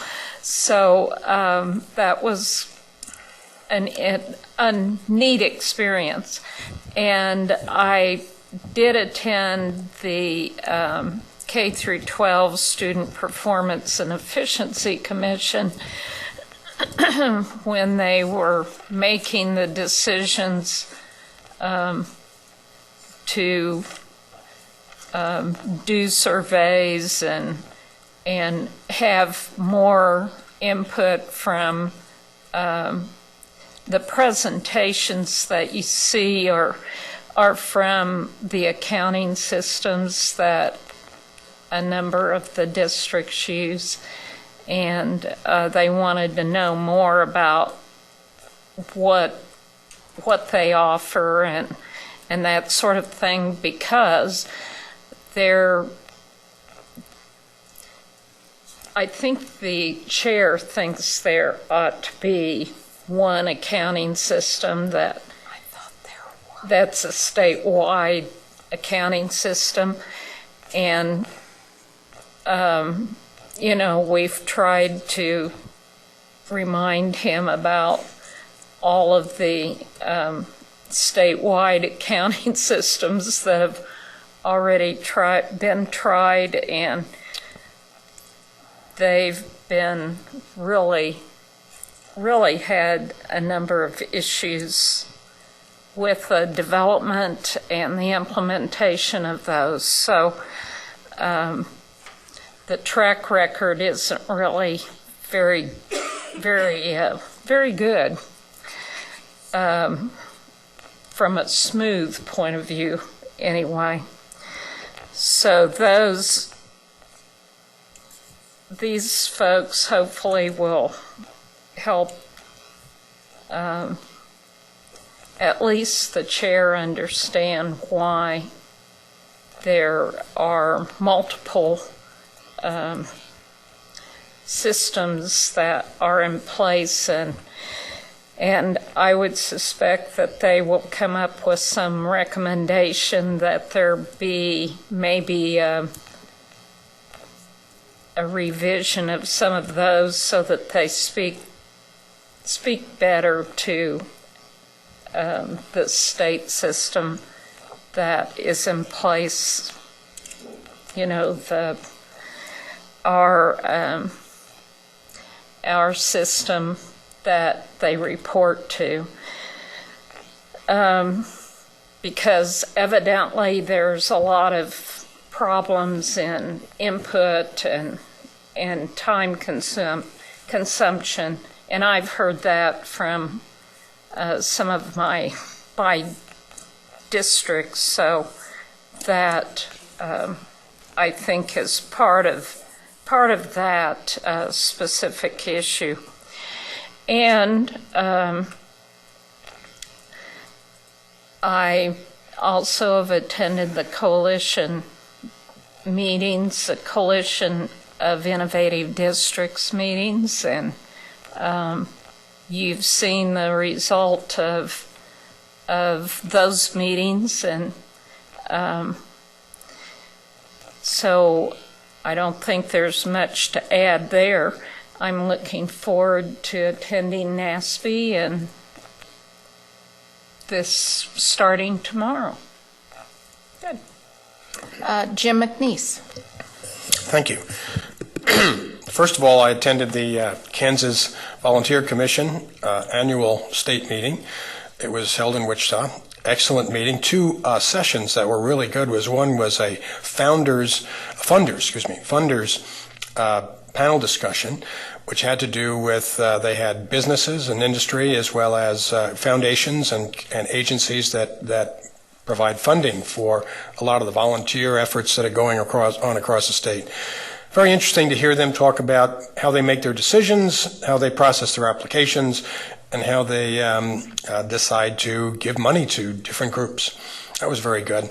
Another one was, instead of having a keynote speaker, they had kind of a speed dating where they had these 17 tables, and there was facilitators, and at each table was a different topic. And you had about 10 minutes at the table, and you could find out about that topic and find out what was going on and ask some questions, and they were excellent, very focused. And believe it or not, at that, I didn't say very much. Don't believe it's a lot of learning. Yeah, because stop. What did you say? Didn't say a lot. I listened. And also, I attended in Clearwater a Kansas Association of School Boards Summit and Rose Standards, and again, didn't say much. Listened to the districts as they talked about their interpretation of Rose Standards, and I have to honestly tell you that the one thing I did learn is, boy, there's a lot of different views, viewpoints, understanding of the Rose Standards. I'm not so sure they cleared up anything. It's pretty interesting. And not a reflection on the Rose Standards. I think it's just people are trying to figure them out, and they're bringing different perspectives to it. But again, this is probably the third or fourth Rose Standards conversation I've been part of, and each one I learn more. And I think, obviously, this will be a big subject as we move into the spring. NASB's coming up, and I'm looking forward to going with our other board members to NASB. I know it's not as Sri Lanka, or it's not going to Florida, but Denver is awfully nice. And two things about the conference. One is that the participation, enrollment, if you want to say, advanced registration, is the highest they've had in many years. And the program, I look forward to the agenda. The program looks very, very good. Topics as important as data, which is be a big topic when we're there, as well as just parliamentary procedures and working together as board members, board collaboration. So they're really putting together a conference, I think, that will be very beneficial, and we'll have lots to talk about. I'm sure each one of us will have a different perspective. I, too, have visited colleges, Southwestern. I visited with the dean of the College of Education there, and preliminarily to visiting with faculty in the next semester. And I did visit with the dean, who is here today from Friends University, and the faculty at Friends. And they are all very eager to find out everything from next generation science standards, accreditation, but they had a lot of questions on teacher licensure, and all the other topics we could bring up. There are a lot of really good conversation, a lot of questions. You know, they're a stakeholder that the small private schools that we sometimes don't pay attention to, that will give them the attention and the credit that they deserve. You know, like you went to, Janet was, I'm sure you felt the same thing. And they don't whine about it. I'm not saying at all. They work very hard to provide some great teachers for us, and we need to continue to work with them. So that's mine. Thank you very much. Thank you. Kathy Bush. Well, I didn't do anything last month. And proud of it. Actually, no, I didn't have any board things. Mine are upcoming. This week I go to KLFA, and then we have the coordinating council later this month, so I'll report on both those next month. So that's pretty much it for me. Oh, well. And Peggy. Just a couple quick things. I too will be joining the NASB group, so don't call the office looking for me Wednesday afternoon, Thursday, or Friday, because I won't be able to help you. But I will try to get minutes done still on time. And those of you traveling NASB, remember to save all your receipts, and I'll do travel through that. So save everything. And just remember October 29th when you'll assemble back here. So that's it. I have a question about October 29th. Is it in fact, will we only go to noon, or will we leave the afternoon? I don't know. We can discuss that in our executive session. I would like to know that too, because I'm invited to go to the It'll Supreme depend Court. on a lot of things. Yes. You get to go eat with Dean and Brian? Oh, yeah. Were you In the interest of time, let's move along. Does anyone have a request for a future agenda item? I got Carolyn's. Is there anything else? Okay. Next on our list is to approve board travel. Do I hear a motion to approve travel? I need to add some to that, my board travel. Okay. I just got invited to Nest City on Wednesday. Oh, I don't know. As in tomorrow? God, I hope it's not tomorrow. It is. No, it's next Wednesday. Oh. I was trying to look up the date. Quick. 22nd. And No. just travel back and forth. Isn't Wednesday the day we meet? Or is it Thursday? Next. Whoa. We meet the 29th, Wednesday the 29th. Oh, it's another meeting I have. I'm sorry. Yeah. Okay. So salary and mileage, Sally? Yes.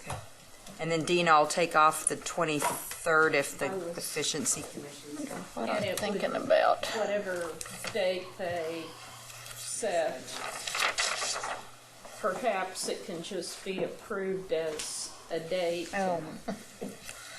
that to be announced or whatever, so we don't have to deal with it again.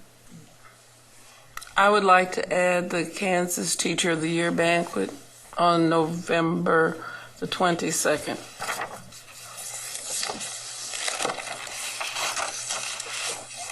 And Peggy, you can go ahead and add that for me. I was going to request it at the next meeting, but since Carolyn mentioned it, we'll just get it done today.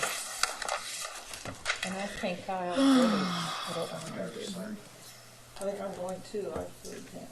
Oh, yeah, I need And I registered. say which one. Okay. Anything else before we have a motion to approve? Then who would move to approve board travel? Dina Horse, seconded by Jim McNeese. All in favor, raise your hand. Okay, we've got a unanimous vote on that. Our last item is an executive session. Sally Cobble has a motion for us. I would move that we go into executive session for the purpose of discussing personnel matters of non-elected personnel in order to protect the privacy interest of the individuals to be discussed. I recommend that we go in no longer than 20 minutes. There will be no action after coming out. We would like to invite Von Lauer and Howard Schuler to this executive session. What about board attorney? No, okay. Beginning at 5:15. Beginning at 5:15. How long? 20 minutes. Madam Chair, it might be good to have the board secretary here also. We don't, we usually don't. They can fill me in later. We never do. No, well, yeah, I think he was thinking of an exception, but that's okay. We can dictate to her. Have you voted on this? I would. Have you got a second or a motion? Wait a minute. No, I don't want to start that. Do you need a second? I'll second. I've got Ken's proxy, aye. We're all saying aye. I don't know that you had a second. I put Dina down as a second. Okay. I just. And did I butcher your last name? Lauer? No. Okay, thank you. All right. Thank you.